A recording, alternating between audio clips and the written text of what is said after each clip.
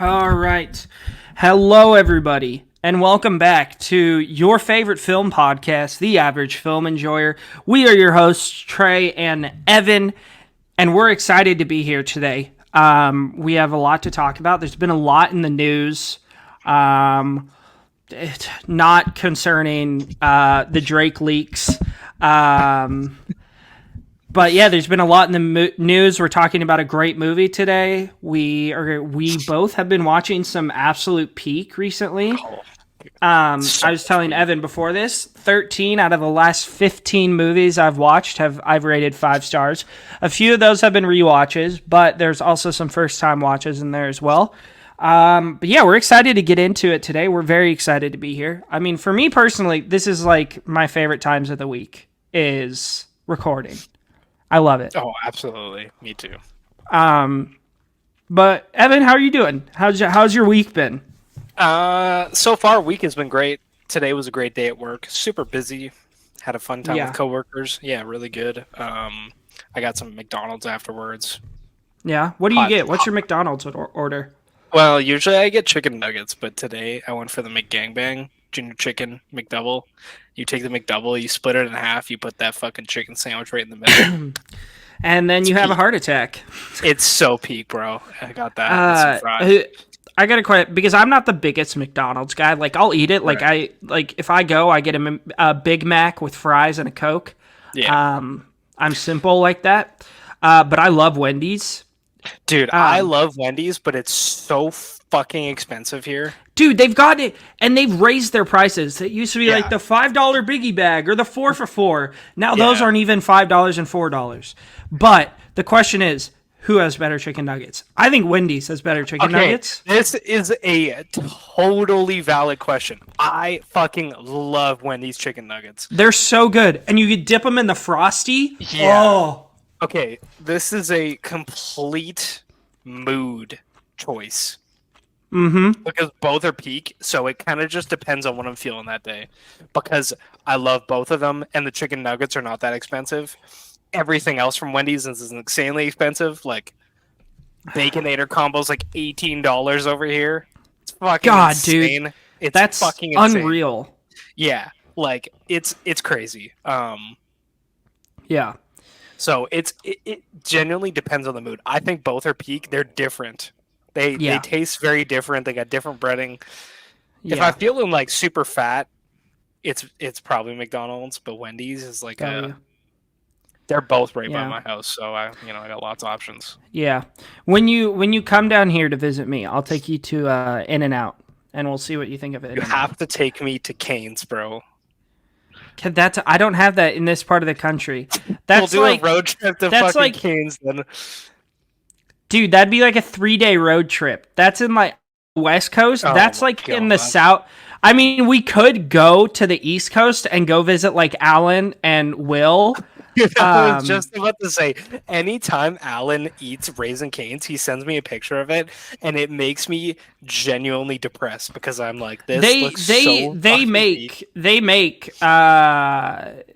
chicken, like chicken sandwiches. That's what they do, right? We got this place on the West Coast called Dave's Hot Chicken. I've heard of this place. Dude, Dave's Hot Chicken is the best chicken sandwich I've ever had. And that's including Chick-fil-A. Okay, we don't have Chick-fil-A here, so let me ask you a question. Yeah. Ignoring Chick-fil-A, do you like the KFC chicken sandwich better or the Popeyes one? Popeyes, hands down. I hate KFC. I think KFC is disgusting. Ooh. I love Popeyes, though. I remember I was in rehab, and we had like a really bad... Or like not bad, but like you know how like you'll have like therapy sessions that are just really heavy and draining. We had like a group one that was just really heavy and draining, and we were all feeling. And like when you're in rehab, you're like 2 weeks sober, so anything like that, you're like, God, dude, this sucks. And so they ordered us in. They just ordered a bunch of Popeye's chicken sandwiches and fries and biscuits for all of us. And we just feasted, bro. And it was awesome. so good. It was because rehab food sucks. That's fair. It's good for like 3 days, but then after that, they keep serving you the same thing. And you're like, wow, this is disappointing. That's very fair. I am partial to the KFC sandwich. Before we move on. Yeah. I like Popeyes, but a little lore drop for the old Evan. Yep. Ever since I can remember, on Halloween, October 31st, my grandmother has taken me out for Kentucky Fried Chicken. That's a W. And even though she doesn't live that close to me, I have had KFC on Halloween every single Halloween since I was probably 4 years old. That's a W. So I am very much instilled in KFC as an institution. I love Popeyes, though. It's just a bit more out of the way because I have a KFC like 2 minutes from my house. It's all peak. Dude. Popeyes is so good. I had a good week. I worked this weekend. Ruined an entire batch of rice during peak hours. I was cooking rice, and it was like my first shift where I was by myself. I was out of training, so I was like working the grill by myself, and I put in too much water, and it got done, and it was like sticky rice, like sushi rice. Yeah. And I was like, oh, damn it. Do you know what? It happens. But but I did get to. Oh yeah, go ahead. Yeah, my first shift out of training when I was baking, I dropped an entire tray of muffins on the floor because I wasn't expecting how heavy the tray would be. Fucking embarrassing! Oh my god, I felt like it was like 6 packs of muffins. That's so funny. I was like, Jesus Christ! Oh. Yeah, but it was good. I got to control the speaker all day, so hell yeah. I got to listen to my tunes, man, and I was just vibing. We've never talked about this. What kind of music do you like? Honestly, I'm not just saying this because I know a lot of people say this. I like everything. And when I say that, it means I like every genre. There are certain genres where I'll listen to more than other genres, and I'm more open to new artists. And then there's other genres where I'm like, I listen to these 3 artists in this genre, and that's it. That's fair. I'm in that same vein as you, except I don't really fuck with country music because... Yeah, country music is my most limited. I listen to like 3 or 4 country artists, and that's it. The most I get to country is folk. I love folk music. I love folk music. I'm actually going dude. to... I don't know if you know him. He's a Canadian folk singer. Yeah. You want to see him on Tuesday? The band is called City and Color. Yeah, dude, City and Color. They have that song, The Girl, or... Yeah, dude, that's one of my favorite songs. I love that song. I've seen City and Color 6 times live. How are they live? Fucking impeccable. I actually met the singer. Nice Green. guy. Super nice. We were supposed to. My dad bought VIP tickets because we're both diehard fans, and we were supposed to go see their sound check, but the tour bus showed up late, so they're like, "We don't have time to do a sound check, so Dallas is just going to come out and meet everybody." And I was shitting my fucking pants. I was so nervous. I was so starstruck. Yeah, for sure. And then I've seen. So the singer of City and Color is in a metal band. He was in that band first, actually. They're called Alexis on Fire. Yeah, I've heard of them. So I saw them. I think I've listened to a little bit of them as well. Yeah, dude, they're fucking awesome. So I'm going to see on Tuesday next week, or actually I think it's Monday. I have to look. I'm seeing City and Color with Nathaniel Rateliff and the Night Sweats. Oh, I love him. And Ruby Waters. So the two of them I haven't listened opening. To her. She's good. The two of them are opening for him. I'm so fucking excited. It's gonna be peak. That's dope, dude. Yeah. My favorites are my all-time favorite, Fish. They're like a jam rock band. Yeah. You know Fish? I know. Yeah. I was named after their lead singer and guitarist Trey Anastasio. Oh, really? Who I know you play guitar. He is the most underrated guitarist working today. He is unbelievable. All my guitars are sitting on my floor right now. There they are. Is that a Telly? That's my Telly, yeah. And then I have. That's sick. I have I don't play as much as I used to, but I have a Strat and I have D'Angelico Semi Hollow Body. Oh my god! And then I just have like some random acoustic that I picked up for like $200 at a guitar shop. I built a Strat in woodshop. Yeah. And then I have 3 acoustic guitars, 3 electric guitars. Fork. I don't know. I have a lot of guitars. I sold one though. Yeah, I love Fish. They're probably who I listened to the most. Last year I was in like their top 0.001% of listeners. Yeah, that's sick. Led Zeppelin is number 2 for me. They don't have a single bad album or a bad song. And the Black Keys are another one of my favorites. And Logic, the rapper.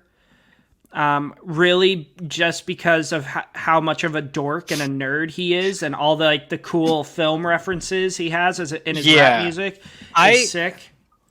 I like Logic a lot. I don't have a bunch of variety in his discography that I've listened to. We did this we're gonna do a Yap session about music. I don't care. In the 9th grade, our English teacher said, I want you guys to write a report on a concept album. Did you do the Incredible True Story or whatever? So I didn't do it, but my best friend in that class did it. So I listened to that album. Intermission is one of my favorite songs of all time, bro. That album is immaculate. It's such a fucking good vibe. Oh my god, it's so good. Yeah. I did Pink Floyd The Wall.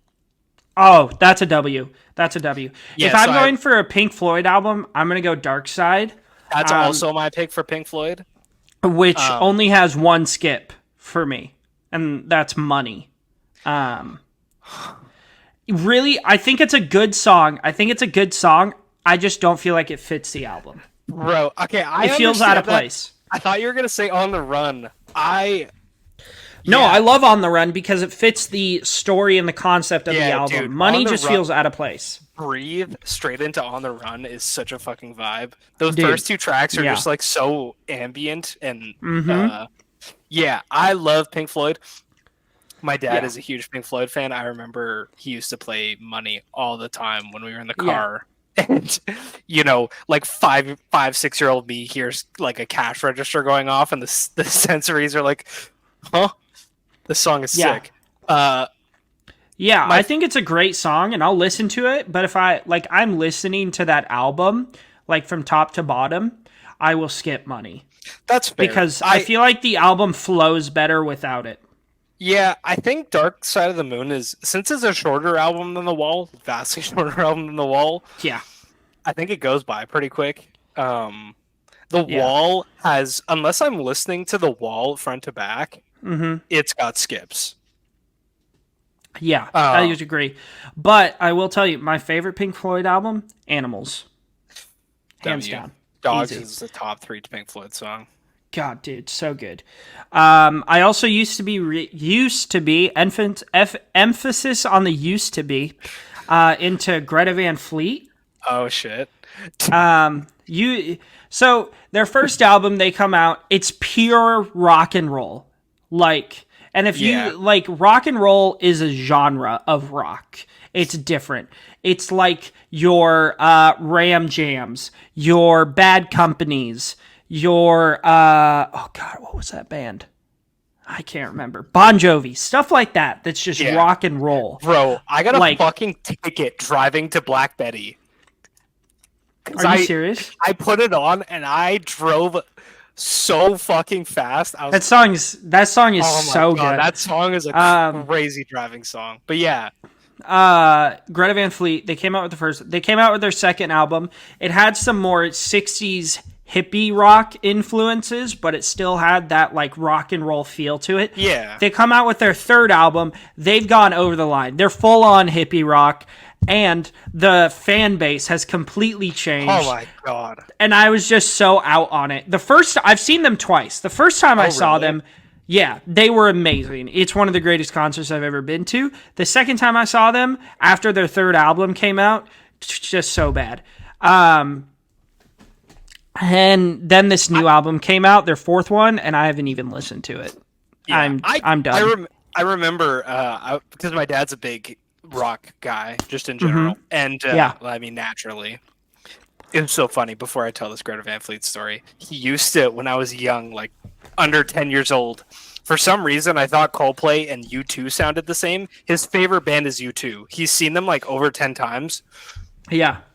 And he would play U2 songs and Coldplay songs and have me guess who was who. Because they do sound very similar. Yeah.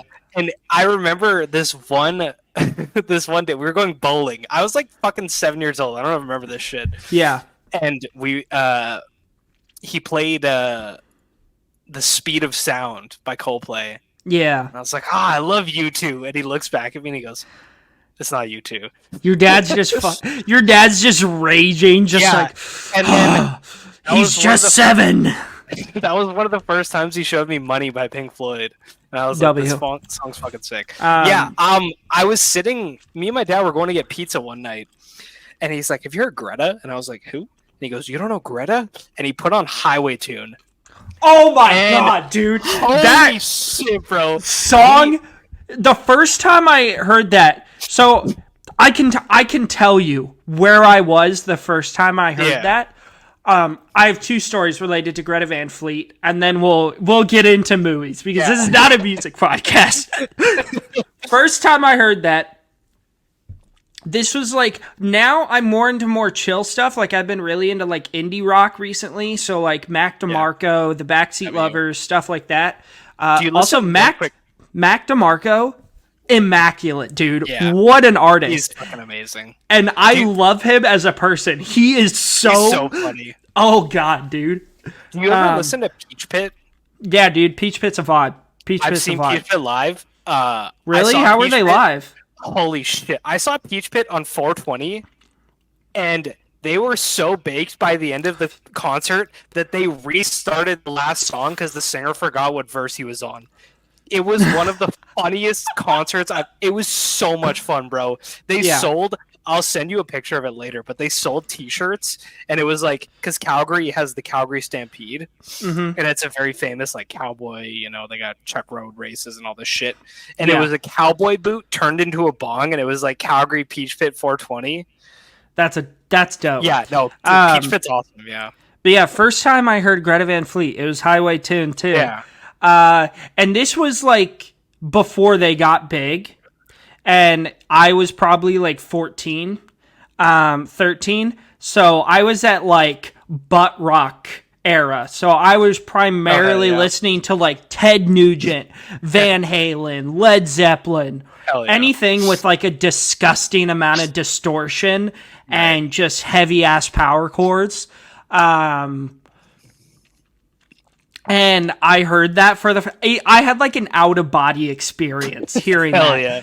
Just a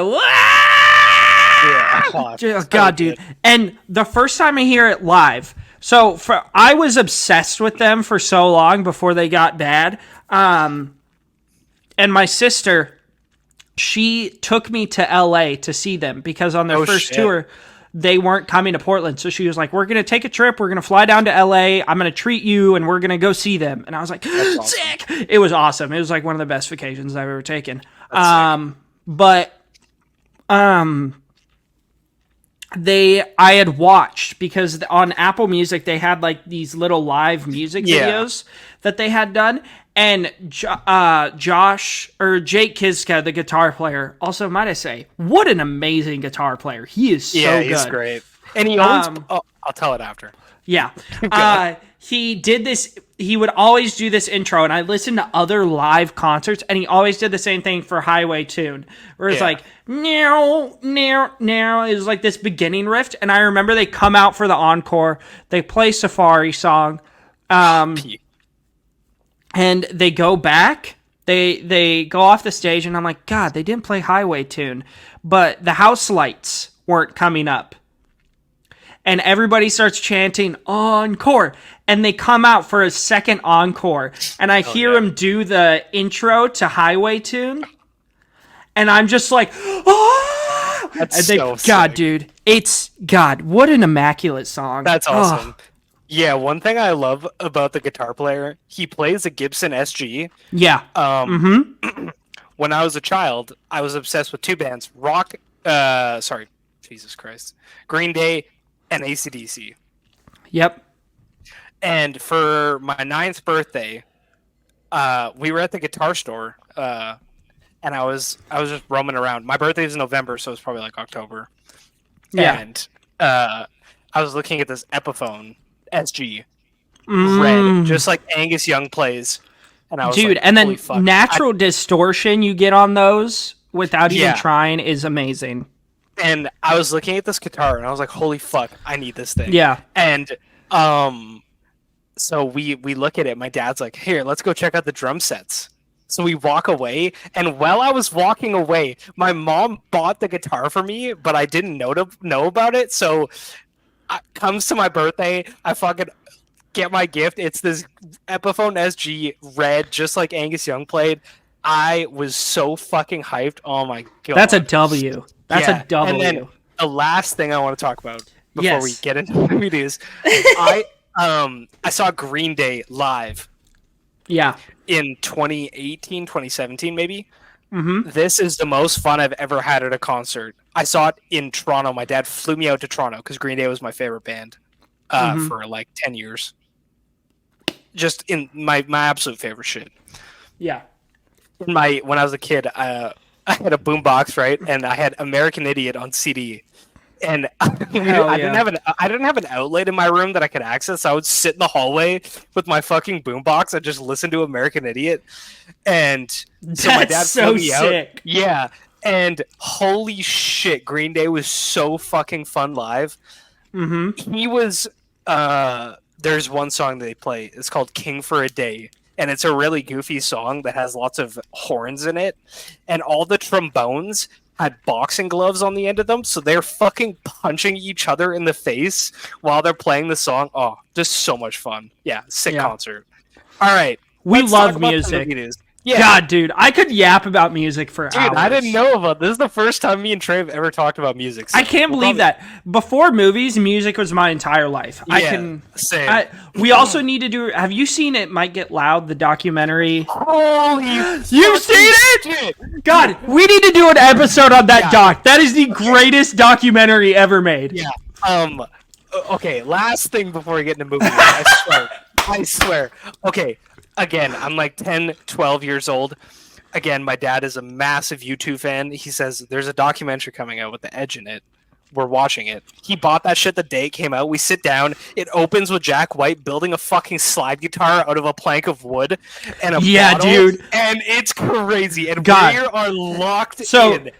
Real quick. So my mom, this will come back to It Might Get Loud, I promise. So my mom... She comes up to me yesterday, and she's talking about, she's like, I like listening to your podcast. My mom doesn't like cursing, and she's like, I tried to listen to your last one, and I had to turn it off. I want to apologize. Last episode, I got heated multiple times, and I said a lot of things. So I'm going to try to, from here on out, I'm going to try to be more mom-friendly, so I'm limiting myself to like 3 F-bombs per episode. And I'm going to use one right now. That movie fucks. Yeah. Oh dude, it's so good. So sick. It's so good. Okay, we need to review on it next week. Let's get into some movie news really quick. Before we start movie news, I have some video game news. Big shit is going on in the realm of Xbox. Phil Spencer has a Xbox update event that will happen next week. There has been leaks that Starfield, Hi-Fi Rush, Gears of War are all coming to PlayStation and Switch, maybe? That's crazy. It seems that Xbox is having some issues, and they kind of just want to push into multi-platform. That's fucking sick. I want to play Halo on my PlayStation. Do you have a PlayStation, or do you have an Xbox? I have both.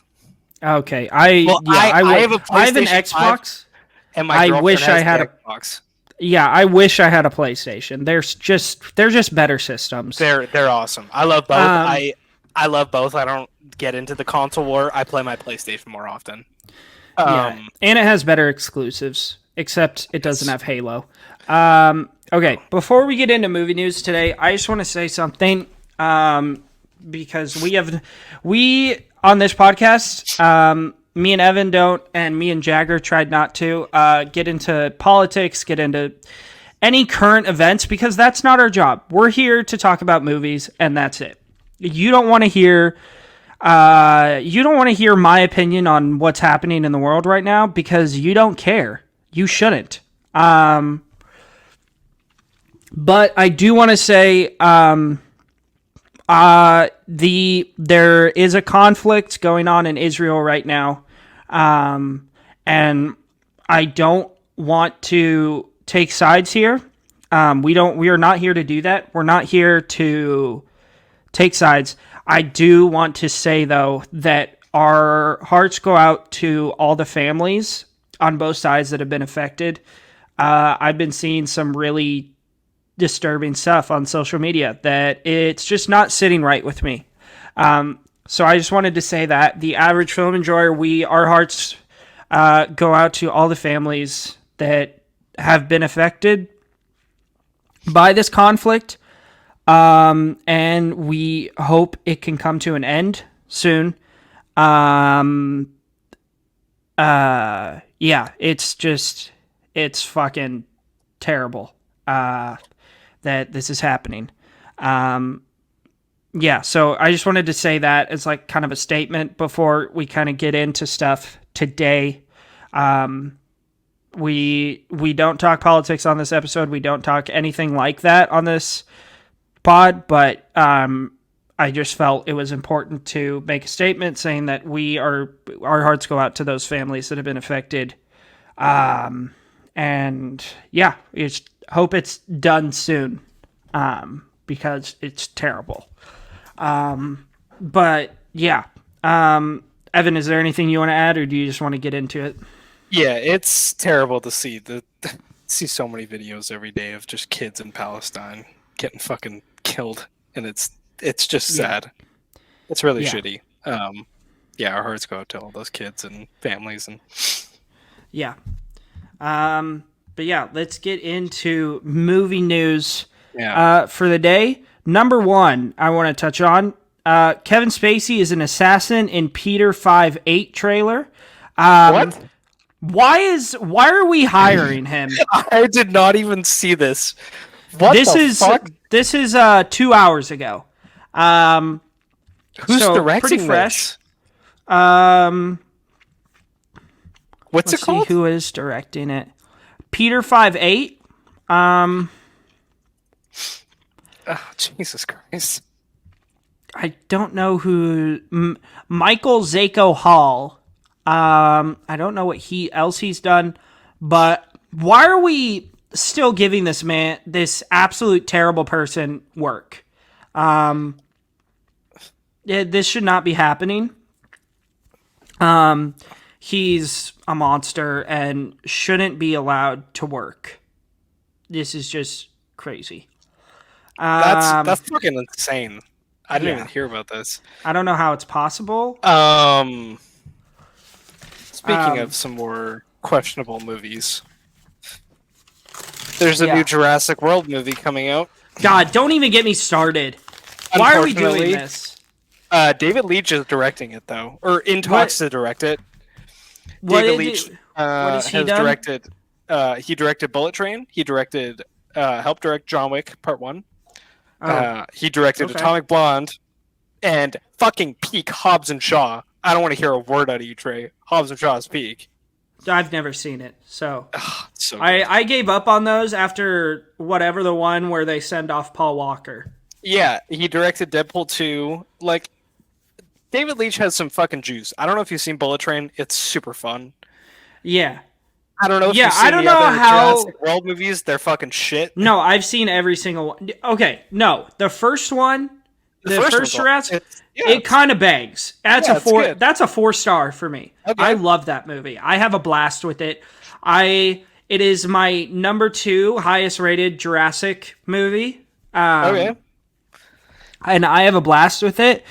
But yeah, it's the other 2. I mean, the second one isn't terrible. That's still like a 3.5. But Jurassic World Dominion, wow.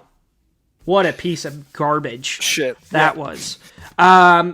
But I don't know how much, like, from the movies you said and thinking about, like, the aspects that make those movies, like, great, I don't know how well that will translate to a Jurassic movie. Yeah, he's good at making action. But sci-fi Yeah. is a But different. I'm definitely intrigued. I love the universe. I love, as I've talked about before, my guilty pleasure is big monster movies. So that includes dinosaurs. Yeah, it includes the shitty Godzilla 2014 movie. Oh, shut up, dude. That movie's amazing. No, I know those movies are pretty bad, but I still love them.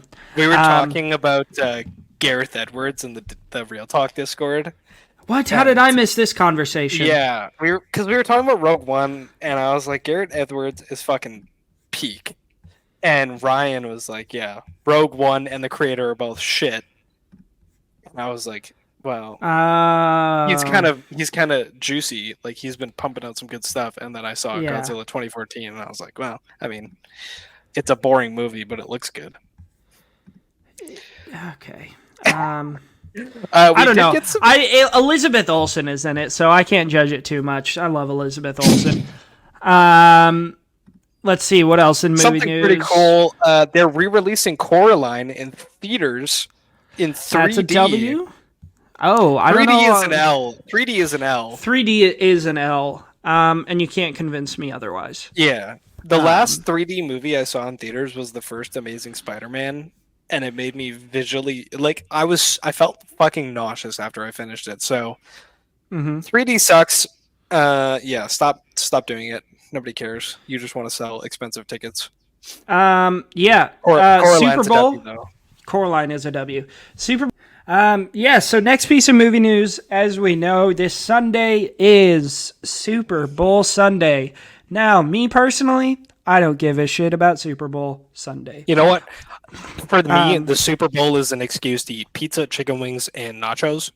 I don't give a fuck about the NFL either. So you know what I do? You know what I do give a damn about? Nachos. All the movie spots we're gonna get. Yes. So Deadpool 3, we're possibly gonna get a Twisters movie spot, an If movie spot. We're gonna get movie spots for every movie. So looking forward to that. Yeah, Deadpool 3, I'm very, very cautiously optimistic for. We'll talk about those next Tuesday. Yeah, I've said it before when we did our Logan episode.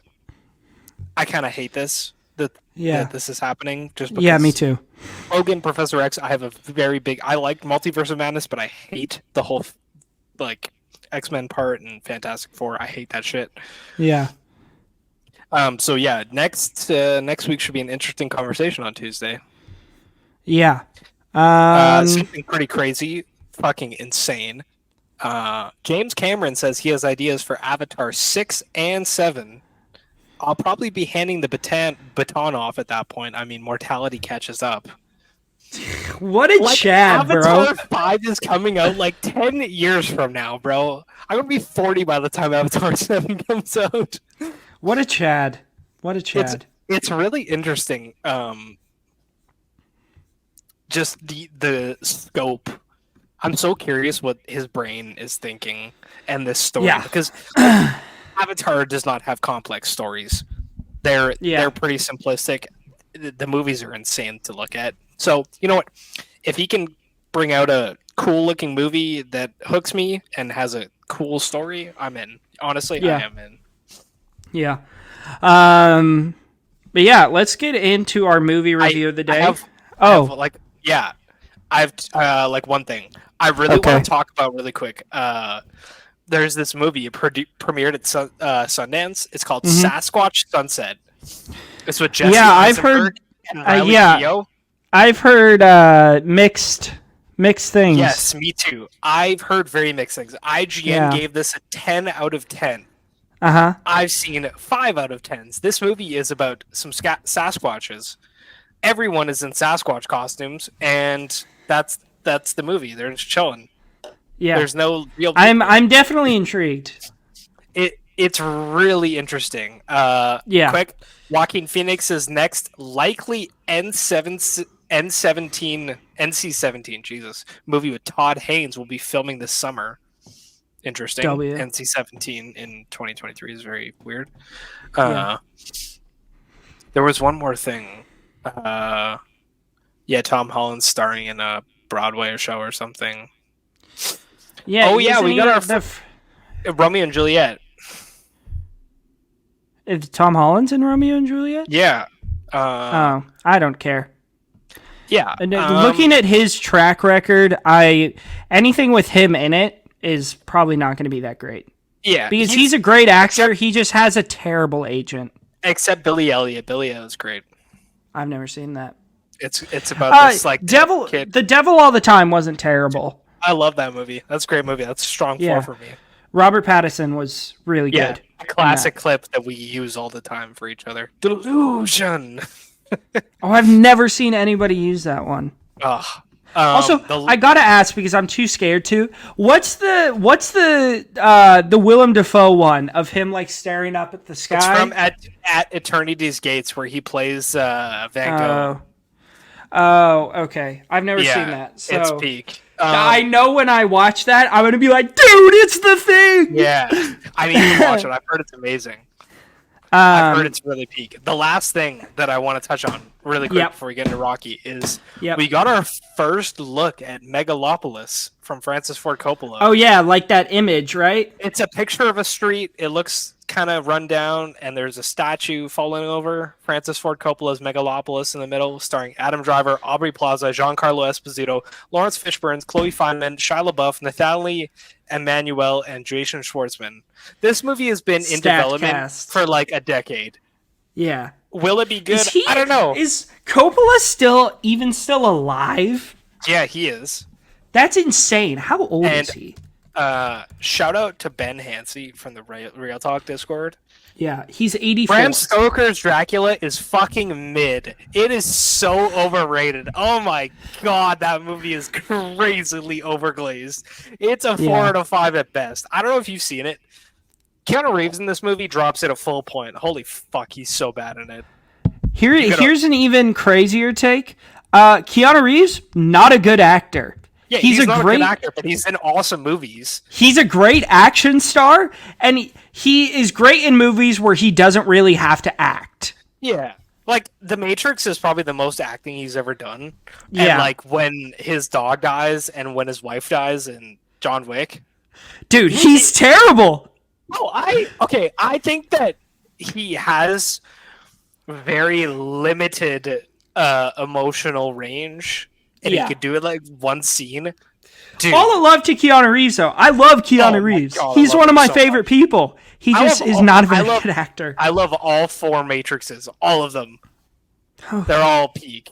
I don't care. I gaslighted my girlfriend into watching all 4 of them with me, and she liked them all. It was crazy. Interesting. But yeah, do you want to get into it? Let's talk about Rocky. Yeah. Adrian. Again, that's another thing. At the end of the movie, I was like, "Holy shit! It's the thing! It's the thing!" He says, "Adrian." Love when he's on the interview on TV too. He's like, "Hey, yo, Adrian, it's me, Rocky." Dude, so good, so funny. I love Sylvester Stallone. Yeah, so we are back in our IMDb series today. It's a Tuesday, so you know what that means. IMDb, the IMDb Top 250. Last week we did Platoon, and today we are number 214, Rocky, the original, from 1976, I want to say. Give me a sec here. I have no idea. I know it's in the 70s. 1976, yeah. It's one of the most famous movies of all time. It has one of the most famous shots of all time on him on the Rocky. I think that now they're called the Rocky Stairs. Shout out Alex B, the preacher himself, the preacher of Prophet. To Philadelphia, man, what a goated filming location. But out. Like him on the stairs going like this is one of the most famous shots in cinema history. a little possible sneak peek for you average film enjoyers. Possible collab coming. Yeah, with the Shot by Shot fellows. More to come on that. It's not possible. It's going to come. We just have to pick a movie.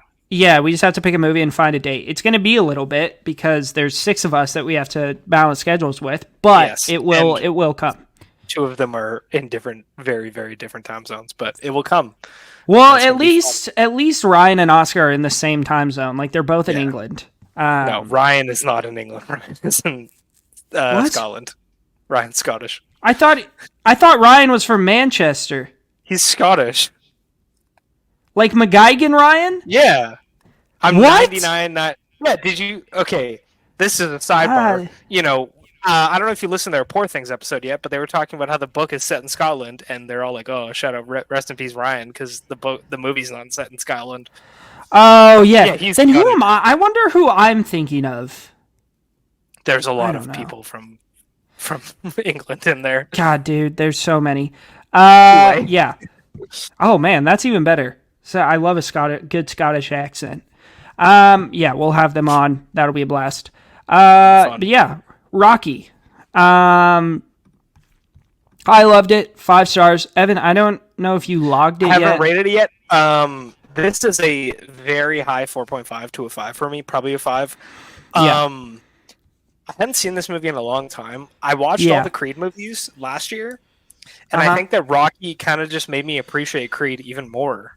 I've only seen the first Rocky. I haven't seen 2 through 6. I think it's 6. Yeah, Rocky's awesome. It's a really interesting character study. It's not particularly a boxing movie because there's It's not a boxing movie. Yeah, there's 2 or 3 scenes of boxing. This is a romance movie about a boxer. Yeah. This is not a boxing movie. I saw that in your review or on the... Yeah. And that's going to be the title of this video. Rocky is not a boxing movie. Yeah. Or why Rocky isn't a boxing movie. It's a romance between him and Adrian. We have to say it like that for the rest of the episode. Every time we refer to Talia Shire. This is like a slow burn drama, honestly. But it's paced incredibly well. Yeah, it's not too long and it's paced really well. The first half 45 minutes is him working for a mobster loan shark. Yeah. And then you have sprinkles of Carl Weathers in the first act. And yeah, it's really just about Rocky trying to survive and get by. He's an underground boxer and he's just a dude trying to get by. And then he finds Adrian and falls in love. Does some fighting. Yeah. Yeah. So for people who don't know, and if you don't know what Rocky is about, then what are you doing? When World Heavyweight Boxing Champion Apollo Creed wants to give an unknown fighter a shot at the title as a publicity stunt, his handlers choose Palooka Rocky Balboa, an uneducated collector for a Philadelphia loan shark. Rocky teams up with trainer Mickey Goldmill to make the most of this. Yeah, to make the most of this once-in-a-lifetime break. He doesn't even pick Rocky Balboa. He picks the Italian stallion. Yeah. Which, badass name, by the way. Holy shit. But, so you got Sylvester Stallone, who I believe... I don't know. This is definitely... I don't know if it's his first movie. I mean, he has an uncredited role in MASH in 1970. He was extras in a bunch of stuff early on, before this. I want to get into it later because it's really interesting about the whole story of him writing this movie. Well, he wrote it in 3 days. Yeah, and a lot of people try to buy it off him, and he wanted to star in it, but they were like, "Nah, fuck you." And he was like, "Nah, this is my movie. I'm Rocky." Yeah. So as I'm looking right now, up to this point, Sylvester Stallone had been in a few movies, but nothing more than an extra, Yeah. So this was not only like his first movie where he had a speaking role, but his first movie like in the lead. He's like he is our main character for this movie. This has an average rating of 4.1 on Letterboxd, which I think is valid. I believe it has a picture. This swept the Oscars. Yeah, won like 3 or 4 Oscars. Yeah, 8.1 on IMDb. But the more I get into IMDb, the less I trust it. I'm at a point where like if I want to know like what the ratings of a movie are, like if I should check it out or not, I go to Letterboxd and check out what the Letterboxd rating is. I'll go to Metacritic if it's a more recent movie, because Metacritic's an aggregate, not like stupid Rotten Tomatoes where it's like over 60%. Metacritic's great. Rotten Tomatoes is bullcrap. But shit. I want to read this really quick before we get into it. Yeah. After producers Irwin Winkler and Robert Chartoff became interested in the script, they offered Sylvester Stallone unprecedented $350,000 for the rights. He had $106 in the bank, no car, and was trying to sell his dog because he couldn't afford to feed him. Yeah. But he refused to sell unless they allowed him to star in the film. They agreed on the condition that Stallone continued to work as a writer without a fee, and that he worked as an actor for scale. After Winkler and Chartoff purchased the film, they took it to United Artists, who envisioned a budget of $2 million with an established star, particularly Robert Redford, Ryan O'Neal, Burt Reynolds, Nick Nolte, or James Caan.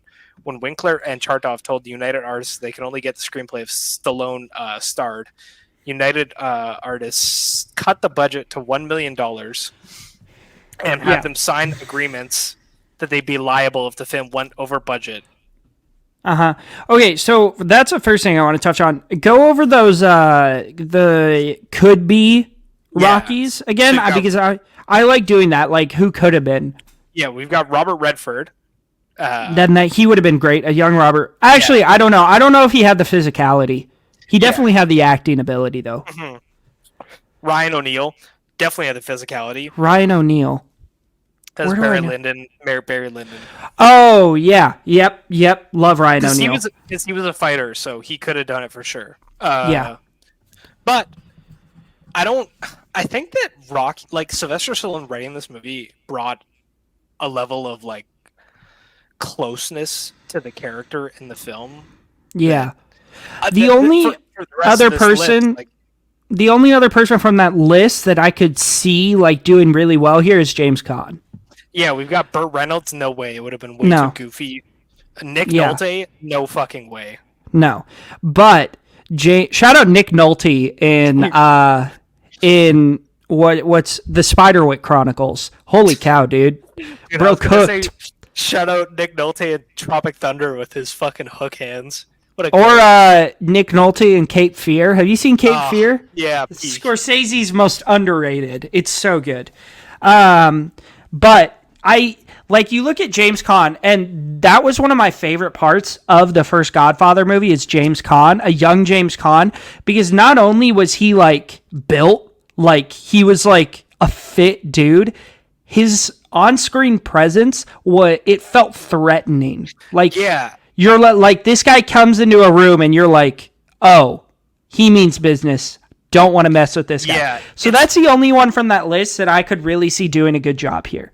Yeah, it's funny you bring that up. Like, I was listening to the Film Scoop on my way home from work today. And shout out Cash and Carl. We love you guys. Absolutely. Shout out Film Scoop. Hopefully we can do that with you one day. Yeah. They were talking about Godfather 1 and 2, and when they got to Godfather 2, they were talking about how Robert De Niro was pretty much a fucking no-name except for Mean Streets. When he made Godfather 2, and even Al Pacino, like, before Godfather, like, it's that same kind of thing of like the director just kind of trusting in the actors. Mm-hmm. Like Francis Ford Coppola casted 2 fucking god tier actors, and I mean like 10 god tier actors, but like, but before they were the god tier actors that they are now. Yeah, you know, exactly. And not that Sylvester Stallone's a god tier actor, but he is perfect for Rocky. I literally could not imagine anyone else as Rocky. He's so iconic. Especially, so I read a story, why his accent and the way he talks is so weird is he had an accident when he was a kid, so he lost all feeling in like his chin and his bottom lip and parts of his tongue. And so he just can't feel anything right here. And that's why he's like always talking like this. Hey, Adrian! That's because he just like, he can't feel this. But yeah, this is, first of all, not a boxing movie. This is a drama. You get a fight in the beginning, and a fight at the end, which might I say, training sequence like 2/3 in. Yeah, which might I say, these fights are so well choreographed. Oh. They look so good. This movie is like amazing. Yeah. Yeah. But it's really a character study of these two characters. You have Rocky, who is he's kind of an idiot. He is uneducated. He is like a debt collector for a loan shark, so he beats people up for a living.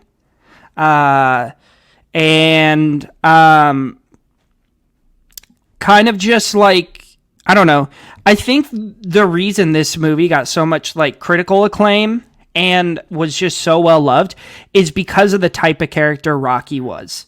He's just like this normal dude from Philadelphia. He's not like super rich. He's not super well off. He's just like, he's a normal working man. And to be able to see that and see a character like that in film that like goes on to become this like massive, even though he doesn't even win the fight at the end, but to go on and have we gotta talk about later. Yeah, he goes on to win like this like tournament and all, not tournament. He goes on to like fight in this huge fight and a chance to become the heavyweight champion in the world. Is, I think a lot of people like, you're always rooting for the underdog, I feel. Like, those are the characters I find myself rooting for the most. This is the underdog movie. Mm-hmm. This was like the first of its kind. And we get this relationship with him and Adrian, which is super wholesome and super sweet. Adrian is much more... Rocky is very... you see it in that the first like 20 minutes is him walking home from the fight and walking around and interacting with everybody. And you see how charismatic he is, which is another, like the one drawback that I think James Caan would have here is I don't think James Caan had as much charisma as Sylvester Stallone has in this movie. He was a grumpy guy. Yeah, but I mean, he knows everybody. Everybody's like, "Hey, Rocky," and he knows like he just knows everybody by name, and you can obviously tell he's a very well loved guy in the community. And then you have Adrian, who's a lot more reserved. You see that in the first scene where Rocky goes into the pet store. Where he's trying to like talk her, you can tell because he even practices the joke before he goes in to the pet store, which I was like, dude, relatable, bro. And he's talking to, and Adrian is like, she's not even like making eye contact. She's very reserved. And we learn later that she's really, really smart. She's just reserved and shy. And her and Rocky kind of develop a relationship. It's obvious before this movie, like in the Rocky world, in the timeline, he had feelings for Adrian. And he's been trying to like woo her for a long time. But I think, besides obviously the scene that gives off big vibes of date rape, when Rocky essentially coerces her to come into his apartment and then have sex with him. That wasn't great. Didn't age super well.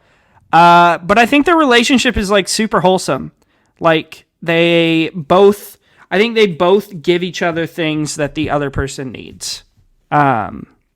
Like he kind of brings Adrian out of her shell, and she kind of keeps Rocky's head on his shoulders, and For sure. I really enjoyed. That was honestly probably my favorite part about this movie is their relationship. It feels very organic, even though they're polar opposites. Yes. Yes. And I got to talk about this date. Me and Trey were talking about this before. It is so fucking funny. They go skating together, and Rocky's just jogging along next to her. Rocky does not have skates. She's got skates. He's just fucking vibing, walking, like sliding around. And she says, "How come you became a fighter?" And he goes, "Because I couldn't sing or act." And he goes, "Oh, hey, oh." It's so fucking funny, dude. Dude, I wouldn't be surprised if a lot of this was improvised. Like that back and forth between Talia Shire and Stallone. Yeah. It feels very organic. And one thing I think it's so funny is that people make fun of Stallone for saying that kind of stuff now. But this was before he was a big star, so it's like, did he know, or is he just like making fun of himself? Like, what if it was improvised? That's hilarious. Yeah, yeah, that whole sequence is funny, and then they go back to Rocky's apartment, and it's we're gonna skip over that. That's a very cancelable scene. Also, Sylvester Stallone, we don't need more sex scenes. Period, consensual or not. Like, we just don't need them. Yeah. One thing I do want to talk about, which is something that I always find interesting as a part of the movie industry when it comes to like old like action movie stars, like people like Sylvester Stallone, and then newer ones like guys like Chris Hemsworth, your Chris Evans. So you look at guys now and they are just toned. Like, you can see every single muscle on Chris Hemsworth, and it's obvious that they're just pumping him full of HGH and steroids. And let me glaze my fucking boy Jason Statham really quick. Oh, dude, what a beast, bro. Okay, I already glazed the Beekeeper. This man is not an actor. A director came up to him. It might have been Guy Ritchie. I don't know. I gotta find the quote, but yeah. He was selling fake jewelry on the streets, and there's like, "Oh, you want to be in a movie?" And Jason Statham was like, "Sure." He's not an actor. This man is there for the fucking good times. Like, yeah, dude, he's a vibe. Jason Statham, number one. I don't know about you, very handsome man. I find this man very handsome. Yes. Yeah. Yes. But he's not overly jacked like fucking Chris Hemsworth. No, but he's like to make he's just fucking badass. Like, yeah, and he is like it's very rare that you see like Chris Hemsworth. You get a lot of shirtless shots. Obviously, I would be shirtless a lot too if I looked like Chris Hemsworth. No, but with Statham, you very rarely see him like shirtless or working out or anything. Yeah. But when you do see him, he's not like buff. He's cut. Like, you see him, and he's just like, he's pure muscle. Yeah. It's crazy. I just love him. Oh, my God. Yeah. We gotta like, we're going to glaze Liam Neeson later. After we finish Rocky, we might have to do some Jason Statham at some point for my own sake, because I fucking love Jason Statham. We will. I need to get into his stuff. Sorry, I need to cut you off really quick. No, earlier you're good. This week in the Real Talk, we were talking about Jason Statham because I was trying to defend the Beekeeper, fucking peak. And I went and logged all the Jason Statham movies I've seen. It was like 37. Jeez. Okay, so people were asking me why I gave the Beekeeper 5 stars. I have seen almost every single Jason Statham movie from like 2010 to 2016 in theaters with my dad. We went to the shitty ones, the ones that were playing in like a single theater in our entire city. Yeah. Didn't matter. We went. And we had a fucking blast. And he doesn't live near me. He lives in Ontario. I live in Alberta. It's across the country. Mm-hmm. We haven't seen a Jason Statham movie in theaters since the first Meg movie. Oh, that movie's so peak. We didn't even see the Meg 2 together. I haven't seen the Meg 2 yet. I'm waiting for him.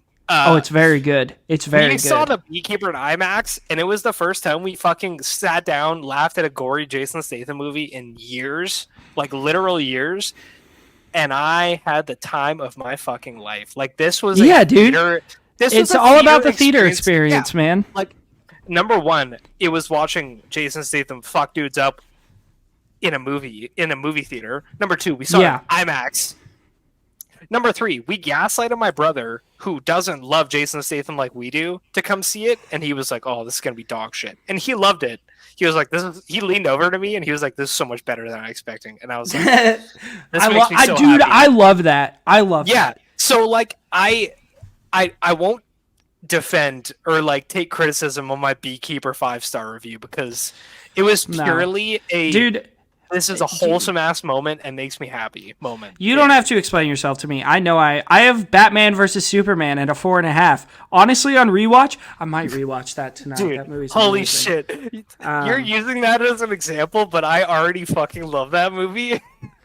Well, dude, it's so fucking good. The director's cut, bro. The director's cut is so peak. It is an easy 4.5. First of all, we're gonna yap on this for like I just want to say two things and then I'm gonna go back to my point. First of all, that score is immaculate. Hans Zimmer cooked. Lex Luthor's theme, the dome. So good, it's so I listen to that on a regular basis. Second of all, people hate. Well, first of all, I think Ben Affleck is the best on-screen Batman. Yeah. I will go to my grave with that. His character intro where he's like in the corner and they're like scared to come out. I was like, hell yes, this is Batman. Yeah. And third and final thing, people hate on him. I think Jesse Eisenberg did an amazing job as Lex Luthor. I thought he was so good. I like it, but I try not to like compare it to any other depiction of Lex Luthor I've ever seen. Obviously, Gene Hackman in the originals is the best. There's no one better. Because it's Gene Hackman. Yeah. Oh boy, Mr. Luthor. Dude, Trey, sorry, I love those. On our next director's roundup, when we finish Nolan, Zack Snyder's going on the list. Yeah.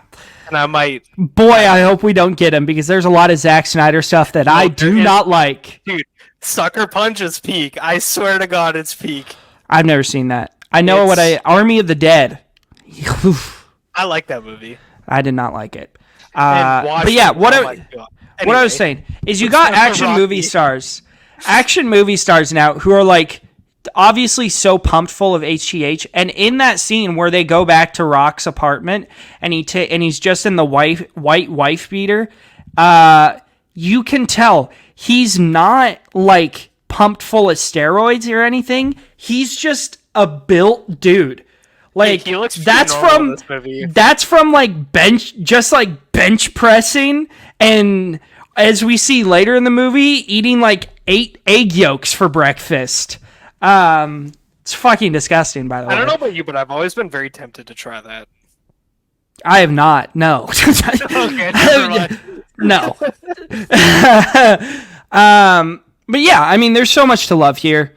We obviously want to touch on the final sequence, the fight with Apollo.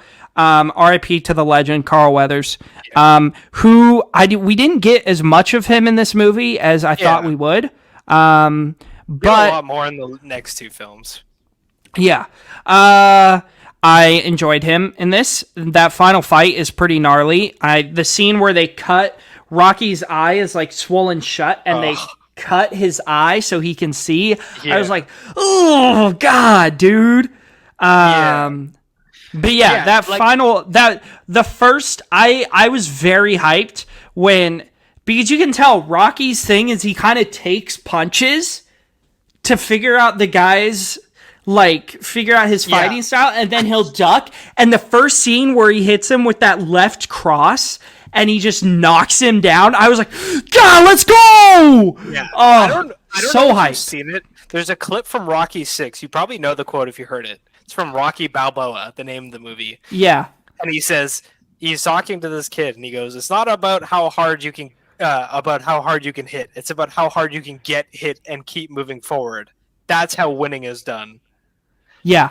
And I've seen that clip. Yeah, that movie's not great, but that clip rings true for all these Rocky movies, because Rocky is like one of the most perseverant people in the history of film. Yeah.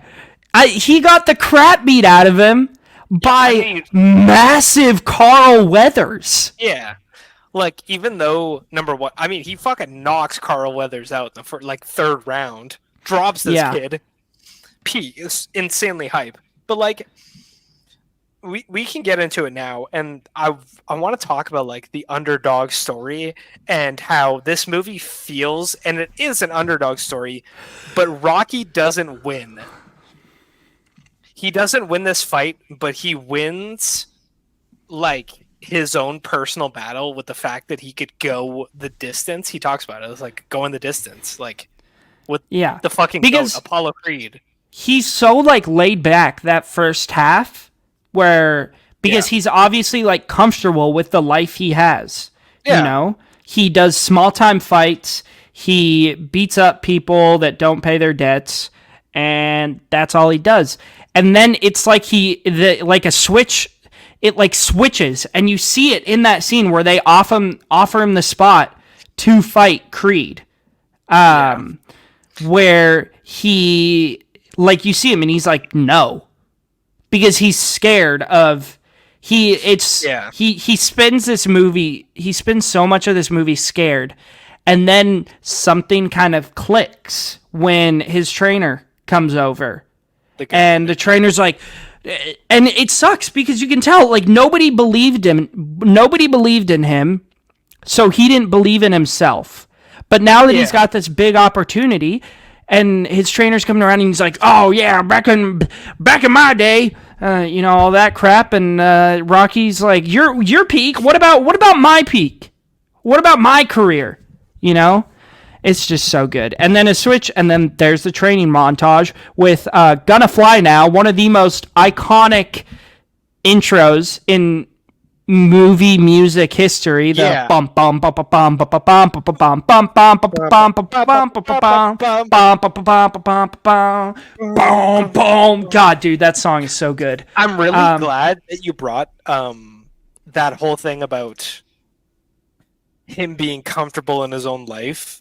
And somebody challenging him, because I watched Good Will Hunting last night, and that movie has the exact same moral dilemmas that Rocky does. And so I'll talk about it more when we get into Good Will Hunting, but it is such an interesting challenge to a character who is so comfortable with his own life. Yeah. And just riding out, he's just chilling. He really is. Yeah.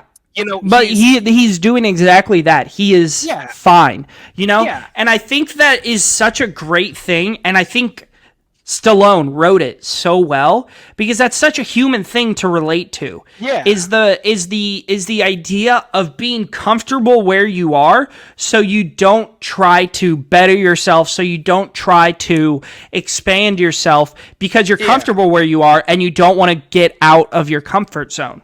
That's such like a human idea that absolutely. I think everybody can relate to. Even though it's about a fucking boxer who is a collector for a mobster, like you can still relate to the struggles. Yeah. And it rings true to Good Will Hunting, where it's another normal person who is in a very different situation, but is feeling those same emotions. And it just happens. Like, everybody is very comfortable. It's happened to me. Shit, like, just living in their comfort zone, and you get pushed and you're like, oh, I don't know. But then it happens and you're like, shit, this is life. Yeah. And look, look at Rocky. He gets all these movies. Like, exactly, man. He's got an amazing character arc. It's really, really interesting. I'm so glad you brought that up because it's such an interesting talking point. Yeah. It's really interesting. Rocky definitely belongs on the IMDb top 250. I think. I think it belongs higher. I do too. But that's just me. This is like the pinnacle of sports movies. Even though, again, it's not. You know what? No, this is not a sports movie. Yeah, but I do think it belongs on here. We get great performances from Talia Shire and Sylvester Stallone. I definitely think it belongs there. I think it belongs higher up. You can stream this on...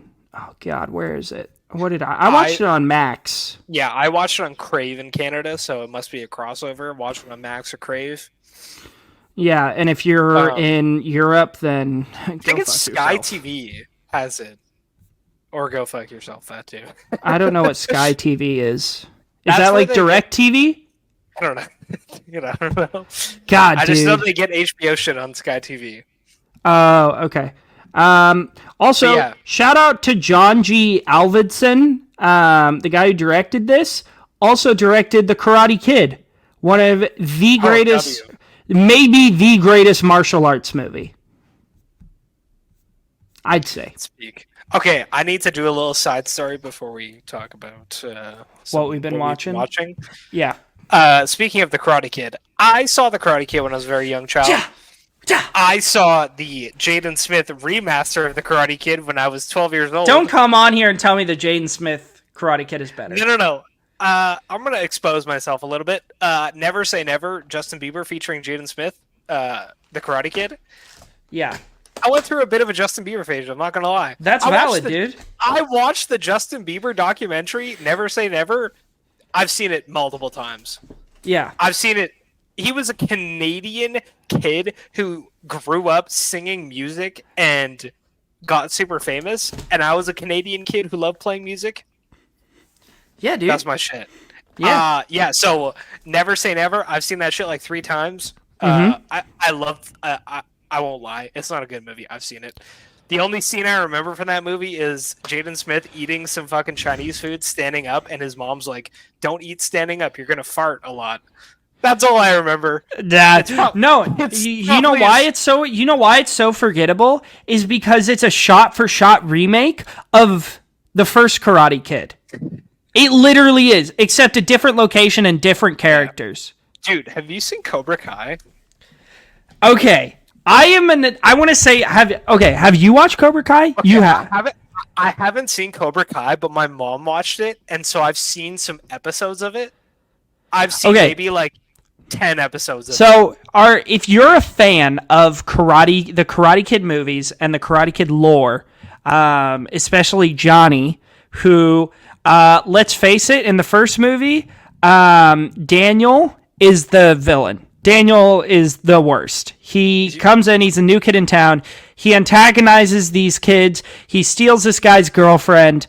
It's bullcrap. But how much have you seen?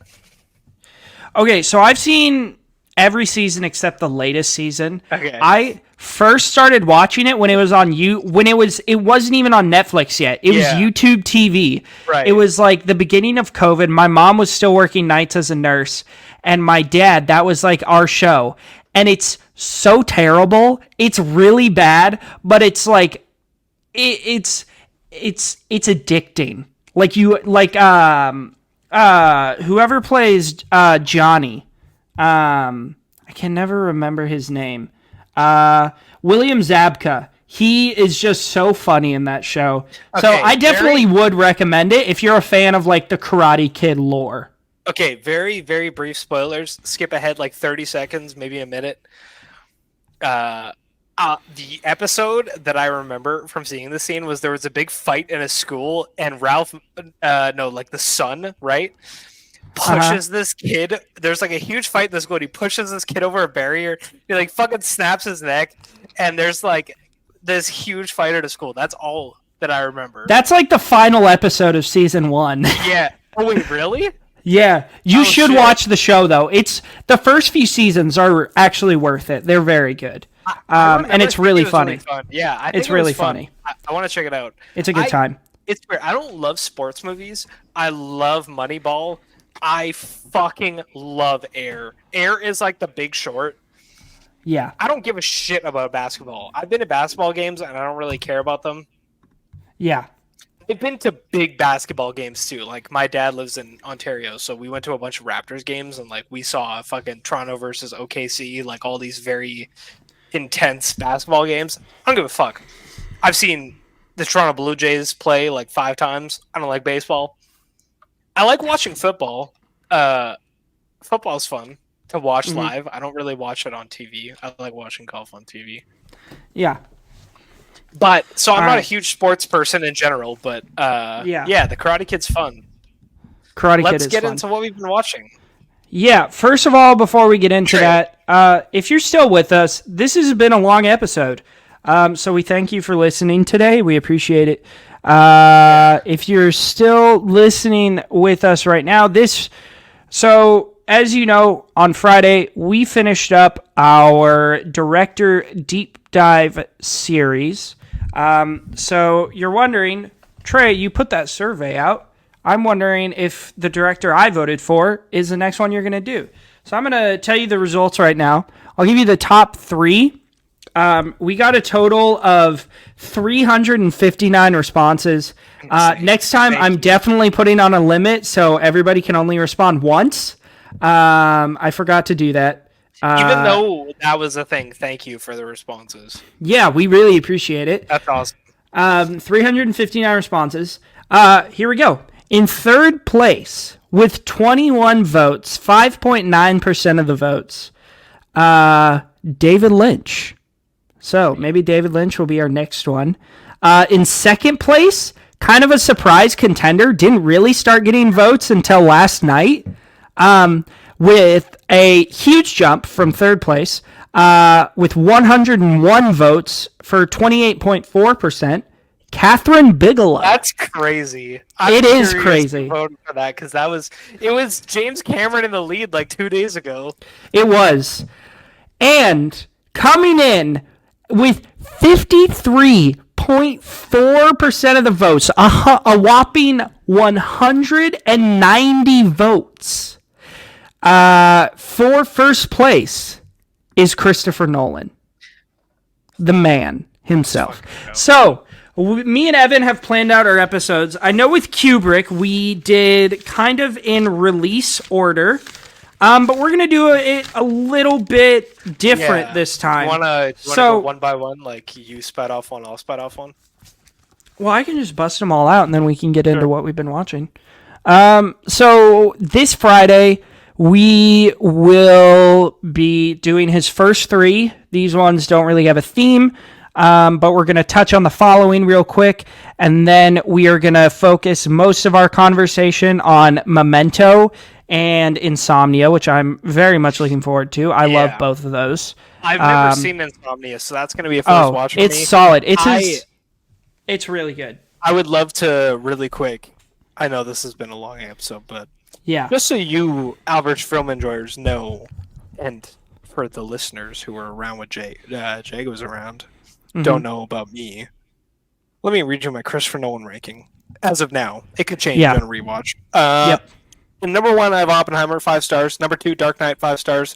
Number 3, Tenet, 5 stars. Number 4, Inception, 5 stars. Number 5, Interstellar, 5 stars. Number 6, The Prestige, 5 stars. Number 7, Memento, 5 stars. Number 8, The Dark Knight Rises, 5 stars. Number 9, Dunkirk, 4.5 stars. Number 10, Batman Begins, 5 stars. So I fucking love Christopher Nolan. I'm very excited to see The Following, and I'm very excited to see Insomnia. Yeah. This Friday we'll be reviewing The Following and Insomnia and Memento. Yeah. And next Friday we will be reviewing, they don't really have too much of a connection, but the other ones do. So this is what we're doing. Next Friday we will be reviewing The Prestige and Tenet. Yes, we will. It's going to be crazy. The Friday after that, we are doing the Dark Knight trilogy. So we're going to review Batman Begins, Dark Knight, and Dark Knight Rises all in one episode. It's going to be a long one. We might have to get cash for that episode. Yeah, we might have to do a part 1 and part 2 of that sesh. And then after that, we will be it'll be our time episode, so we will be reviewing Interstellar and Inception, and then after that, for our final episode, it will be our realistic Nolan episode, so we'll be reviewing Dunkirk and Oppenheimer. So that's about 5 episodes, 5 weeks. We're going to dive into Christopher Nolan. We're going to talk all things Chris Nolan. I'm looking forward to it. I love Christopher Nolan. Maybe not as much as Evan, but I do love him. I'm really curious. What's your favorite Christopher Nolan movie? Oppenheimer. Besides Oppenheimer. Oh, okay. Number one. Yeah. Oppenheimer is one of the only 6 movies I've given a perfect 100 out of 100 score to. Let's see. I don't know. It hops back and forth between The Prestige and The Dark Knight. All right. That's awesome. I'm really excited for the Prestige episode. I watched the Prestige for the first time like 4 months ago, and well, I saw it when I was like 12, and I didn't really remember it. I thought it was boring when I was a kid, so I didn't really remember much of it. This movie fucks. Holy smoke! Really sorry, Trey's mom. We've been doing good. We've been doing all right. There's been a few slip ups, but we've been doing good. Yeah. Shout out to my mom. This episode, I would say, is mom approved. Yeah, the Prestige is really awesome. It's got great plot twists. It has crazy cameos from like Nikola Tesla, fucking David Bowie. Oh, sorry. It's awesome. I cannot wait. I was kind of excited for a David Lynch series because his movies have a lot to chew on, and I find that his movies only get better on rewatch. So for movies that me and Trey have already seen or never seen, it's just a lot to chew on. So maybe we'll do that next if you guys want. David Lynch is a really interesting director because a little sneak peek. I know Trey's not a huge fan. Not the biggest Lynch fan. The first time I saw Lost Highway, I gave it 2 stars. I hated it. The second time I watched it, I gave it 5 stars. I thought it was a masterpiece. It is a masterpiece. That movie's fucked. Yeah. We're using all our stars. I've used them all up. I can't use. I have to find new inventive ways to express my feelings. I really think David Lynch just benefits on rewatch, so that'll be an interesting one when we get to it. I'm sure we will at some point. But yeah, Christopher Nolan's gonna be super fun. I'm gonna be glazing like crazy. It's gonna be nuts. I haven't seen Dunkirk in a long time, so I'm excited to rewatch that. The only 2 I've never seen are Dunkirk and Tenet. Ooh, you haven't seen Tenet? Oh my god, bro! Oh my god, we gotta watch party it. Yeah, we will. But yeah, let's get into what we've been. And then next Tuesday, we will be reviewing Hotel Rwanda. Yeah, I'm excited to watch this again. I've never watched it, so I love Don Cheadle, so I'm definitely looking forward to it. When I did a social studies project. Okay, so let's get into what we've been watching recently. We have to start Trey with Cold Pursuit because we both watched I think that's the first one for both of us. Yeah. How many movies do you have? I have 1, 2, 3, 4, 5, 6, 7, 8, 9. Okay, you'll do 2 at a time, and I'll do 1 because I only have 7. Yeah. Also, last Saturday is the first day in over a year where I have not watched a movie. Holy smokes! How wild is that? That's crazy. Okay, yeah, Cold Pursuit. We're gonna yap about this for a couple minutes. Evan has been introducing me into the world of Liam Neeson action movies. Yeah. So you hadn't seen The Commuter, but you hadn't seen Nonstop, and you hadn't seen Cold Pursuit. Yes. Yeah. But I had seen The Commuter like 8 years ago. So let's just say I hadn't seen any of them. Evan got me to watch Evan was like, Trey, you need to watch this. And I was like, okay. Evan is a new co-host on the pod. I'm still getting to know him. I'm going to do it. And so I watch it. Fucking peak. So good. Nonstop. I love noir. I don't need my noir movies to be old-timey, like 60s black and white mysteries. I love a good dark mystery, and Nonstop is that. So is The Commuter. Commuter is great. But Nonstop has the benefit of being in one location for most of the movie, which so does The Commuter. And The Commuter. It just amps up the suspense. Yeah. But on, I believe... The second. Yeah, I don't know what day of the week that is. It was the Friday night. Yeah. We watched it. Yeah. Me and Evan watch partied Cold Pursuit while I played Skyrim. Yeah. I have been telling Trey that we need to watch this movie together for a while. I've seen this movie. I saw it twice in theaters. Yeah. It's crazy. It's a fucking blast. It's so much fun. Let me break this movie down for you.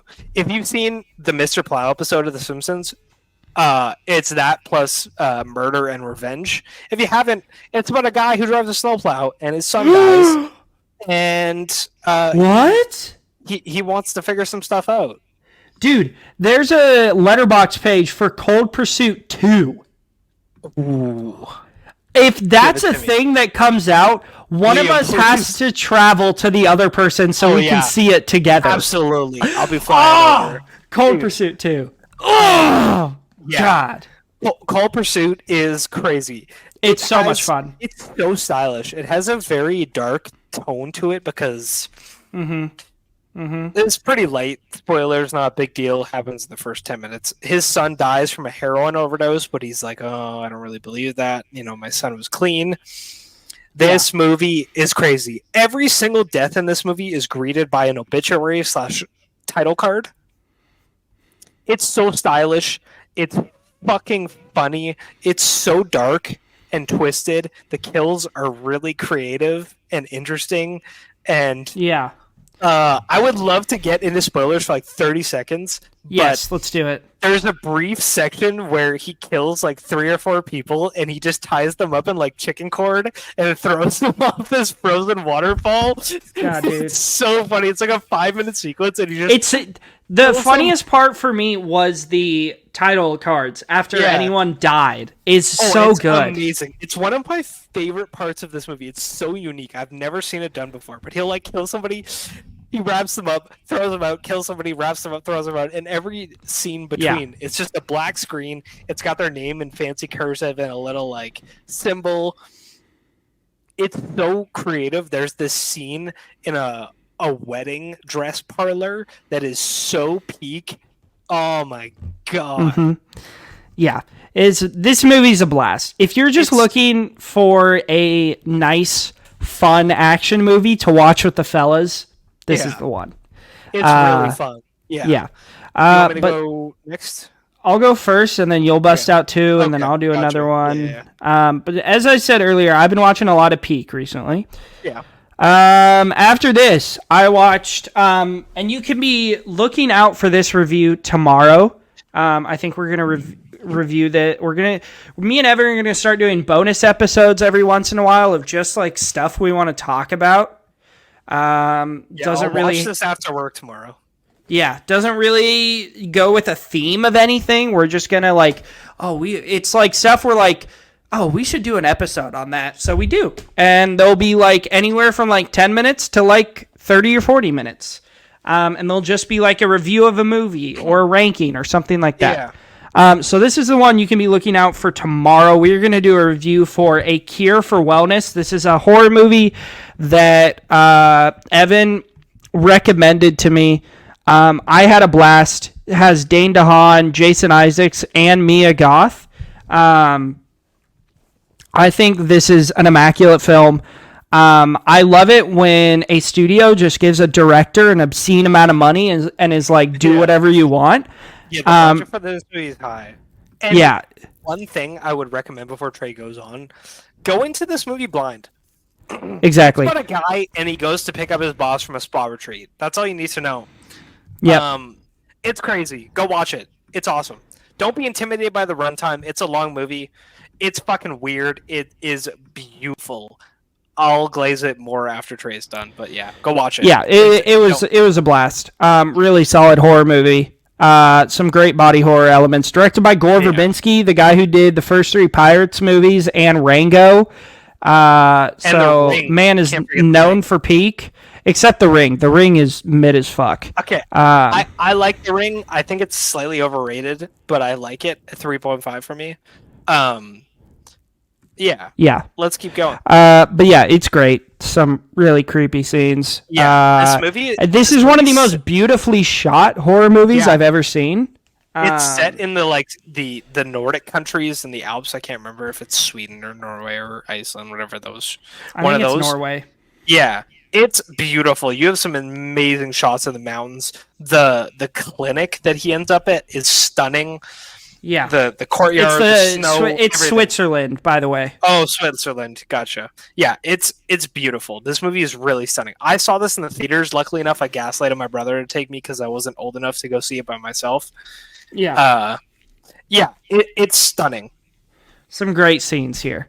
Yeah, really enjoyed that. Yeah. Evan, why don't you give us your next two after Cold Pursuit? I watched Absolute Peak with Big Fat Liar, starring Frankie Muniz and Paul Giamatti and Amanda Bynes. Paul Giamatti's best role? Question mark. It's possibly Holdovers level.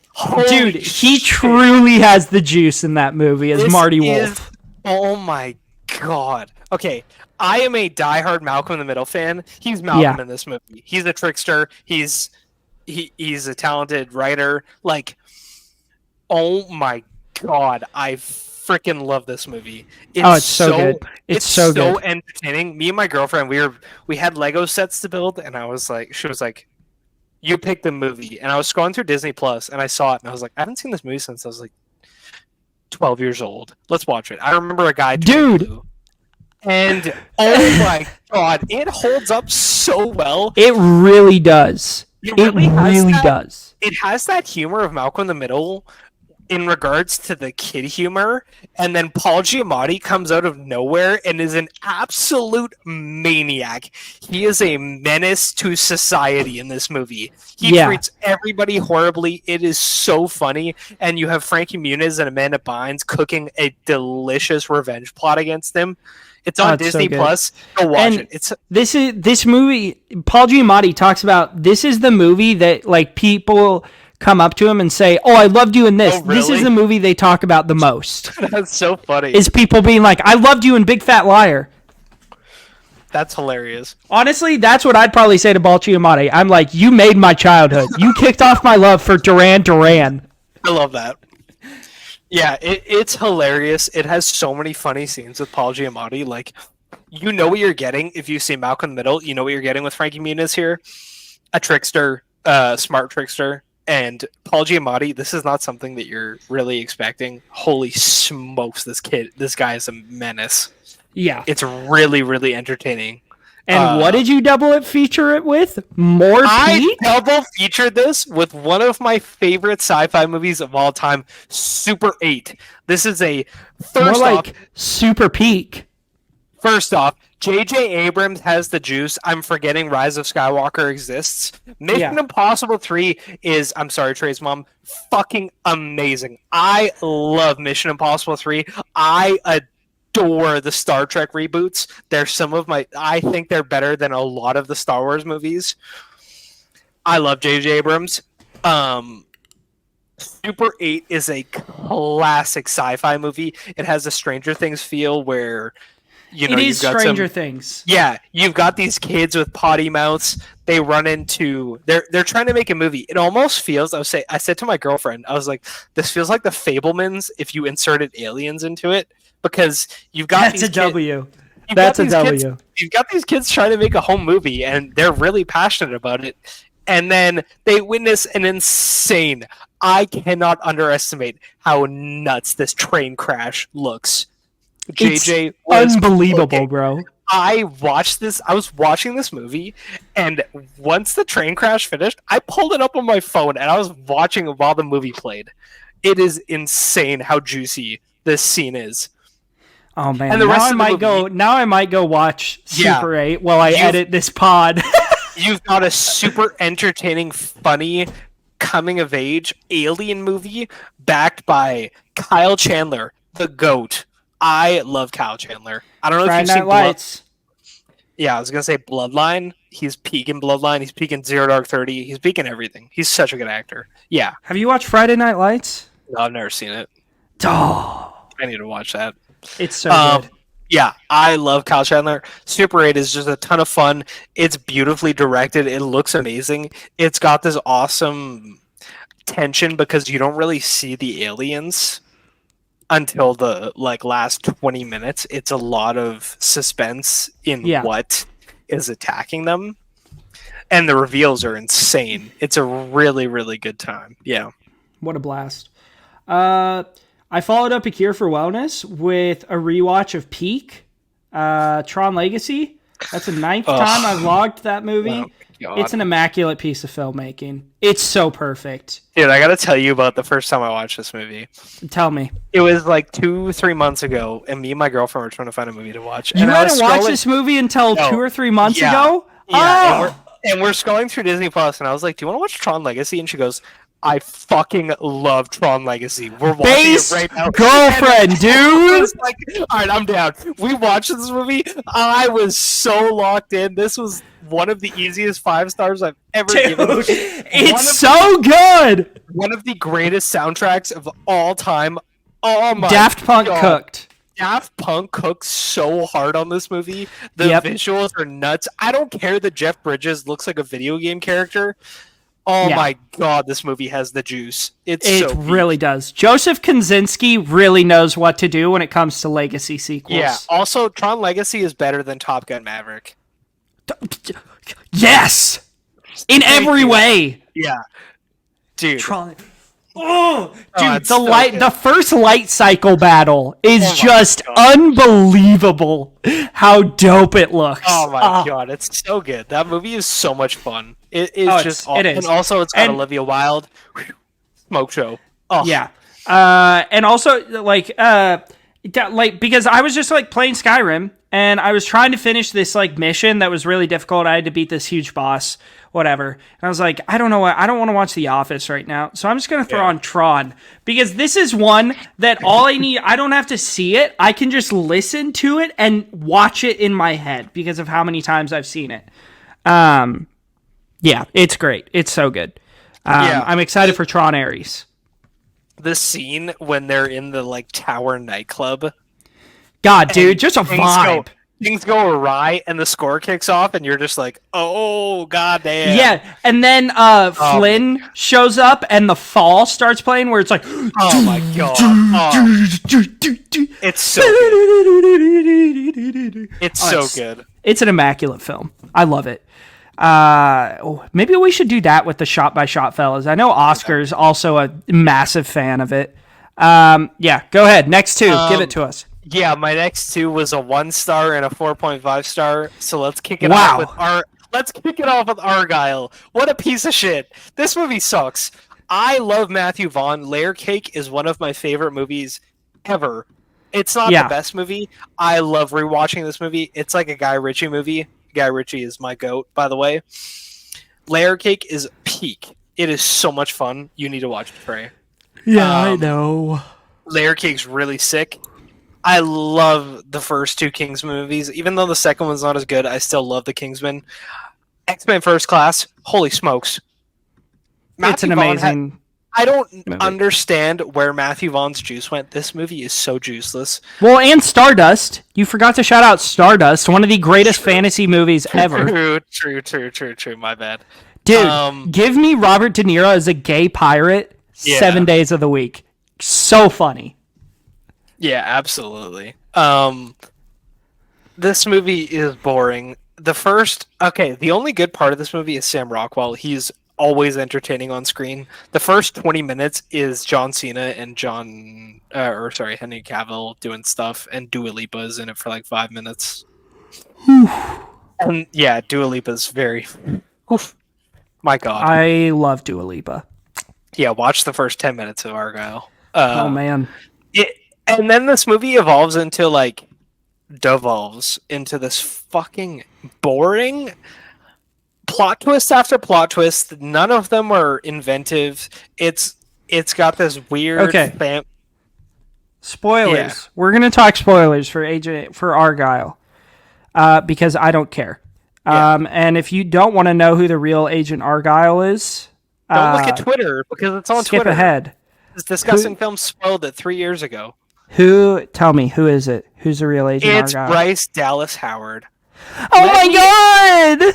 Let me tell you why her name is Agent Argyle. Her real name is R. Kelly.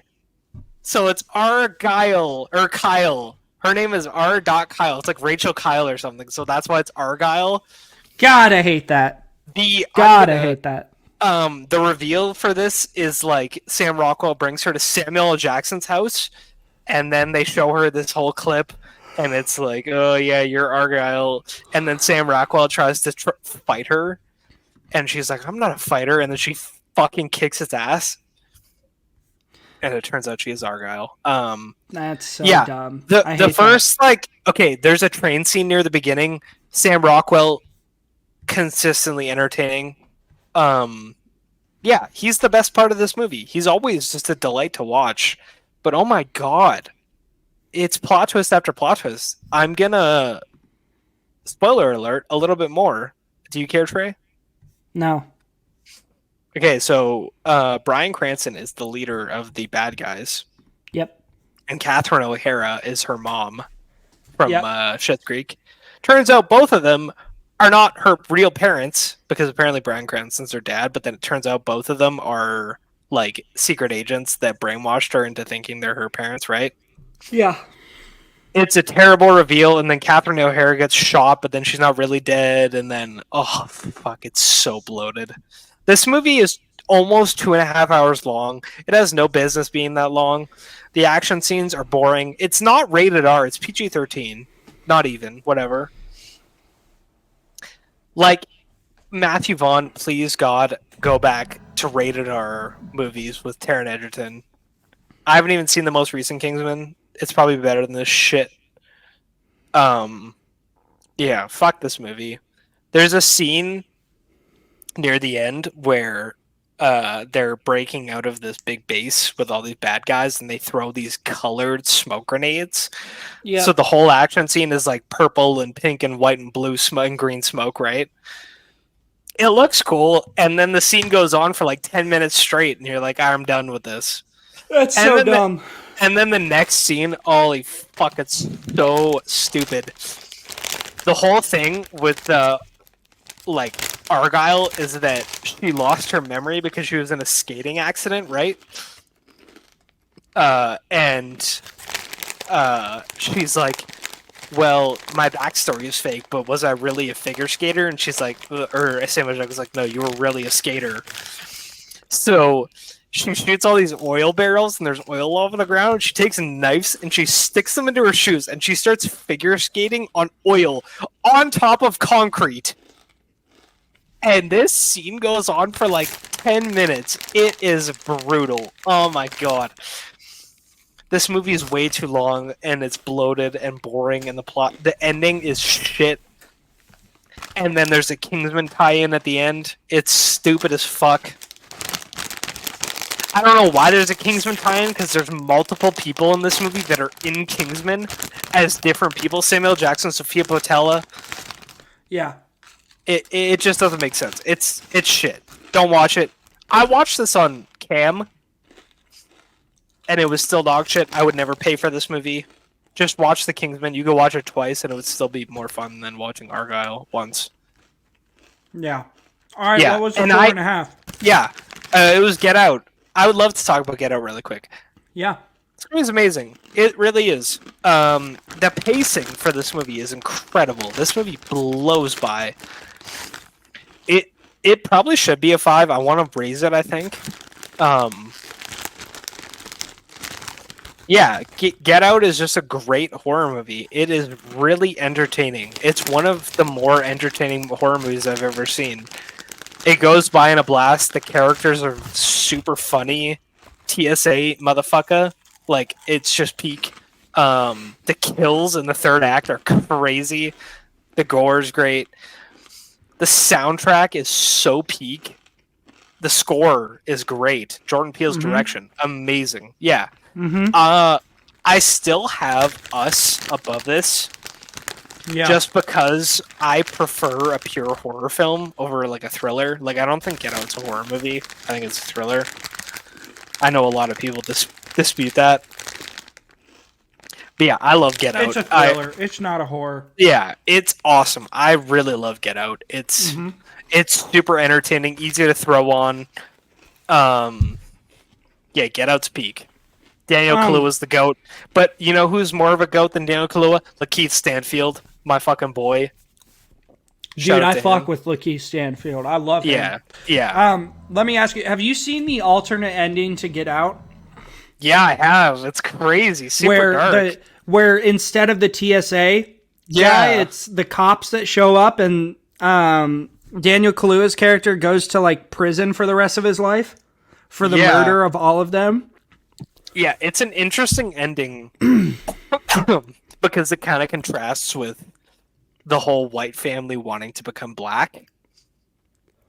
It's a really interesting ending. I think that would have been a much better ending. I don't know if it's better because Get Out, honestly, like, it's a heavy movie, but it has a lot of comedy in it, and I think that ending it on such a dark note would kind of leave me with a sour taste. I think both endings are really great.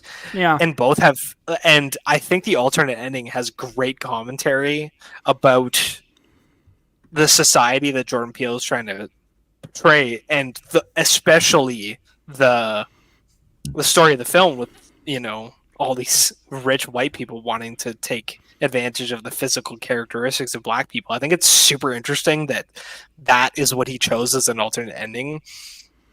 To have, you know, I mean, imagine one of the these white people stuck inside of a, not stuck, sorry, put inside of a black person's body, arrested. Like, it's that same kind of thing. It's really interesting that, you know, they get transported, but then they're you know, objected to all this racial discrimination. It's super interesting, but I don't know if it fits that ending as well.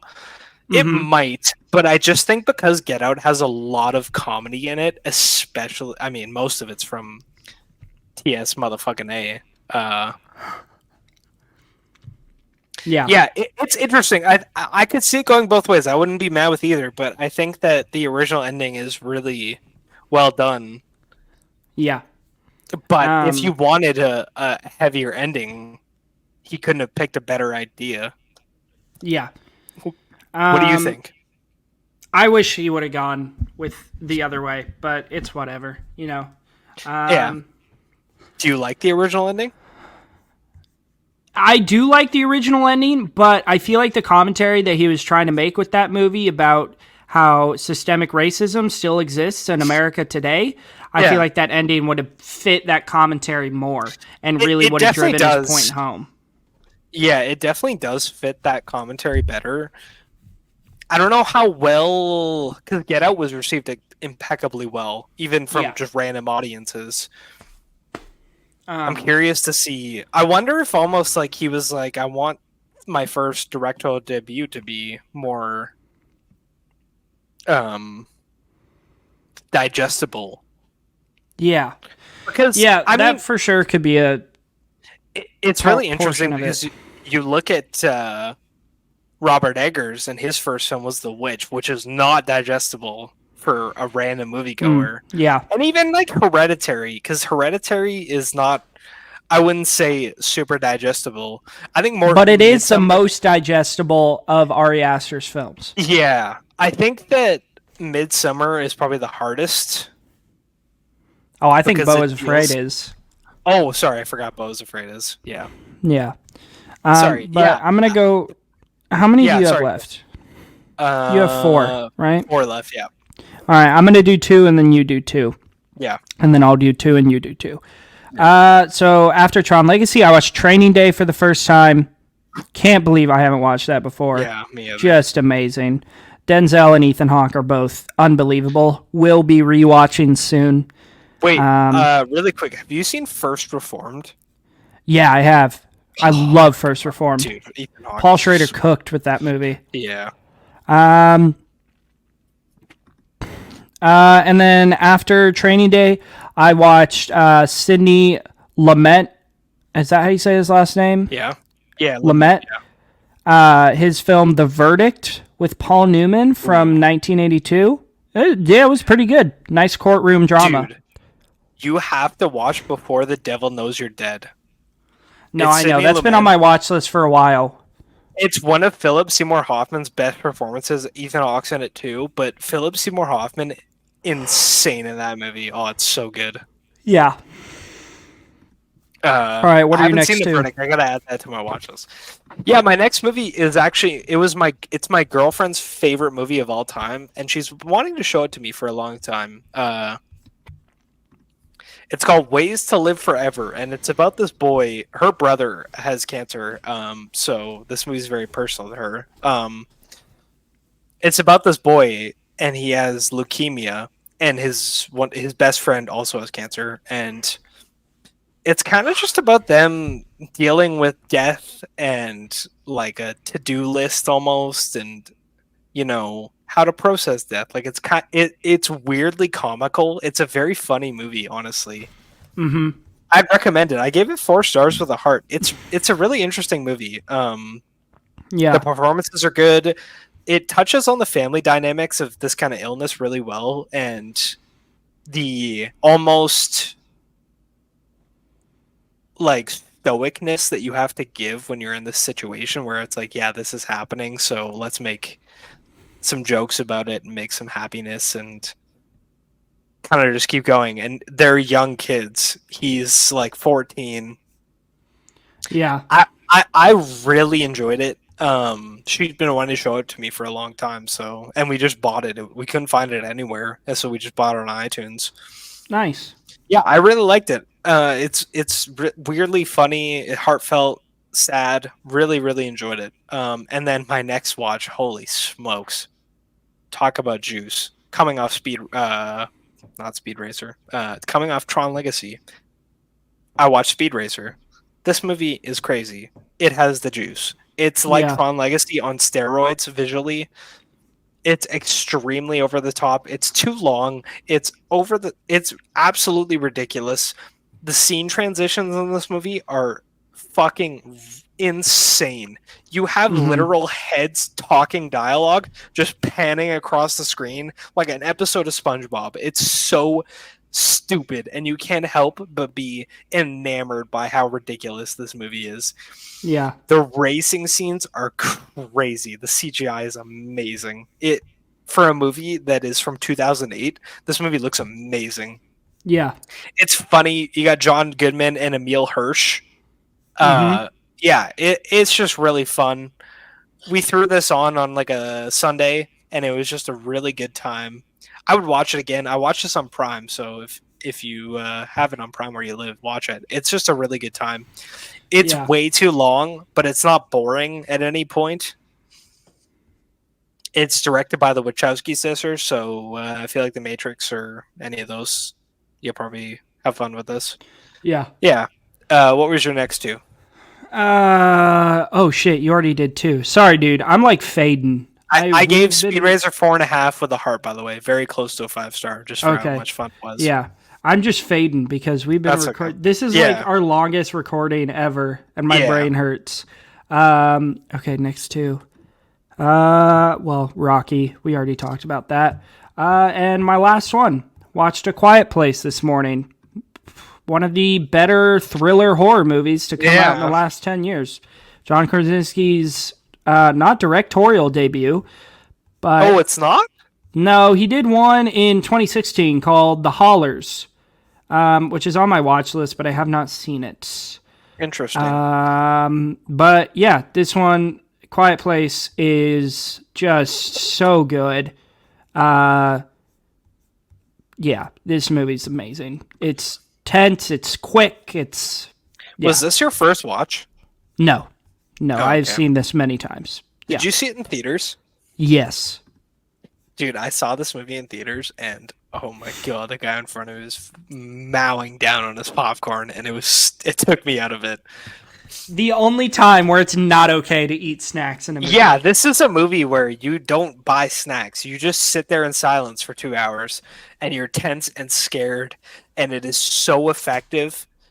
Like, this movie opens, and you're like, oh, okay, I kind of know what's going on, and then his son just gets fucking mauled on the train tracks like 15 minutes in. Yeah. Crazy. Yeah, Quiet Place is awesome. Yeah. I have a couple questions. Do you like the second one? I think the second one is better. Wow, interesting. Yes.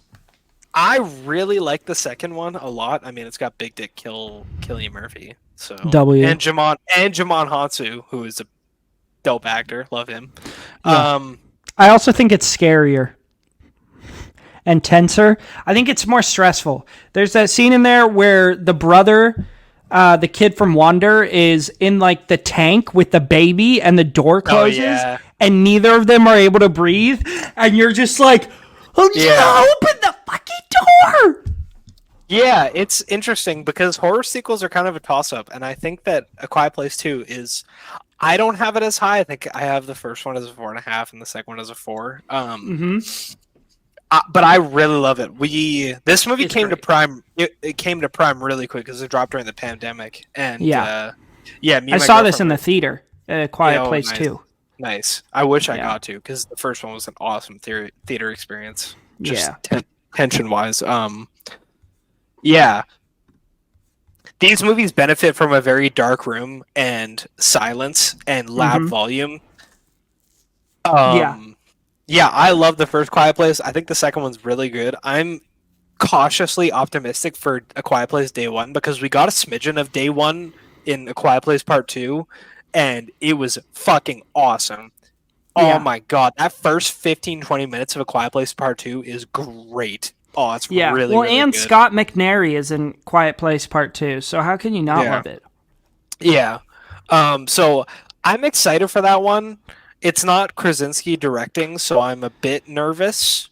Yeah. Because I think that he kind of understands what these films need to be effective. So I'm curious. Well, there is going to be A Quiet Place Part 3, and I think that's going to be at least written by John Krasinski. Yeah. So I'm really curious about A Quiet Place Day 1 because Day 1s are really interesting, and I think that the little bit we got from A Quiet Place Part 2 is great. So, yeah, I'm excited for that. Yeah. My last two, I watched two very different movies. They're both 5 stars. I'm not going to lie. I watched SpongeBob SquarePants movie, Sponge Out of Water, the second SpongeBob movie.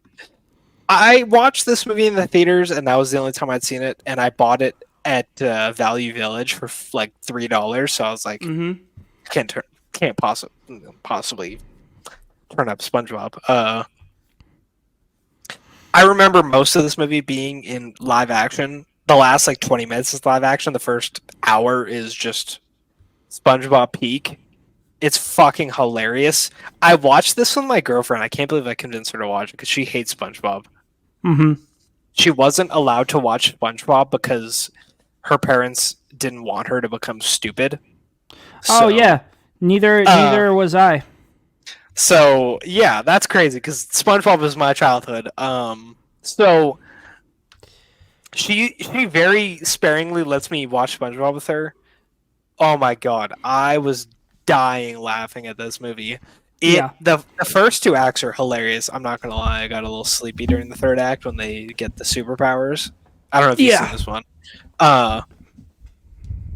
Yeah, it's peak. It's funny. SpongeBob and Plankton as a duo is hilarious when Plankton goes into his brain and there's just cotton candy everywhere and he pops out and he's covered in cotton candy. SpongeBob was like, "Were you in my brain?" He's like, no."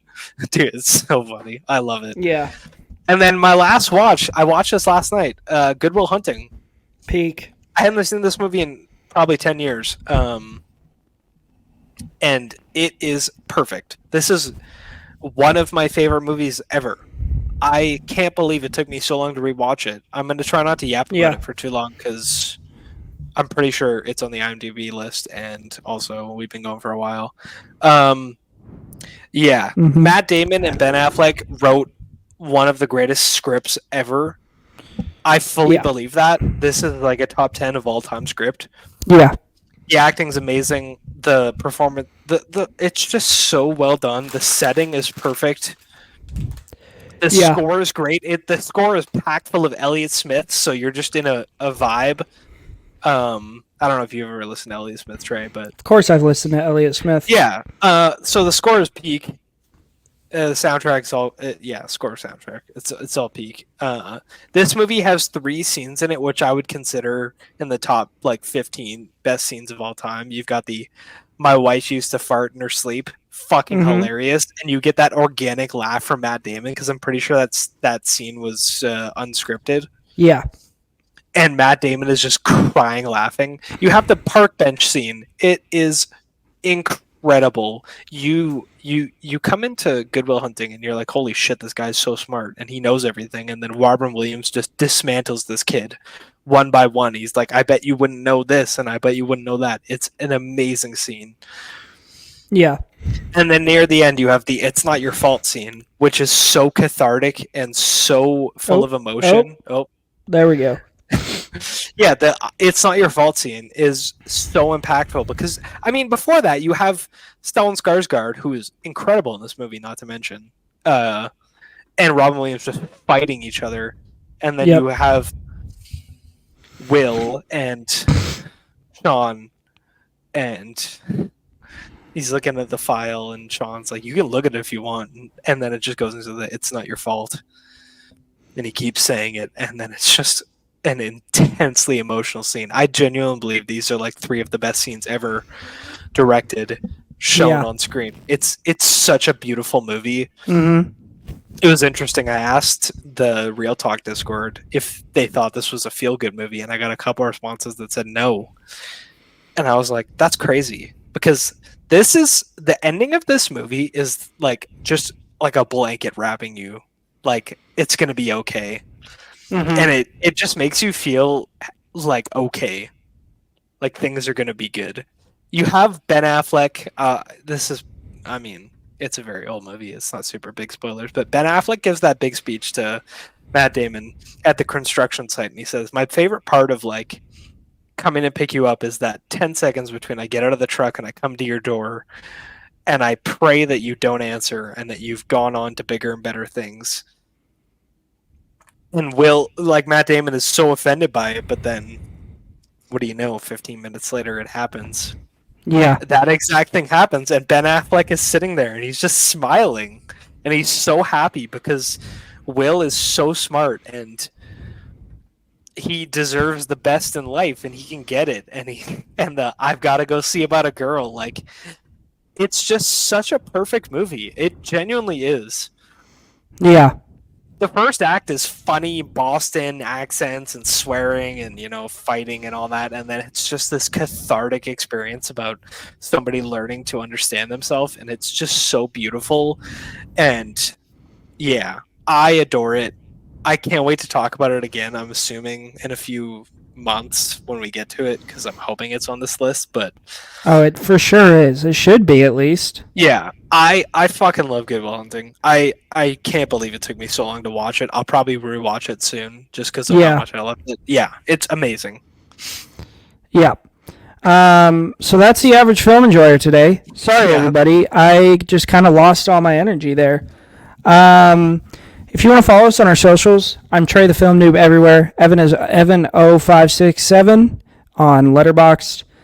This Friday we will be reviewing Insomnia, Memento, and The Following at the beginning of our Chris Nolan director deep dive. Leave us a comment, all that good stuff. Tell us what you think of the pod. We love hearing from our fans. Yeah, we would love to know what your favorite Christopher Nolan movie is. Yes. There is only one right answer, but we'll hear all of them. What else? Hotel Rwanda next week. Looking forward to that. And then after that, we've got Passion of Joan of Arc, which is a silent film. Interesting. First silent film I've ever seen. Kind of excited for that. And then after that, we got Ratatouille, which... Peak animation. Get to glaze Brad Bird yet again. The Brits are going to love that one. What do you have Ratatouille at? I haven't seen it in a long, long time. I don't know if rated. I have it at 5. I'm curious to see how... I watched it in foods class in my first year of high school, so...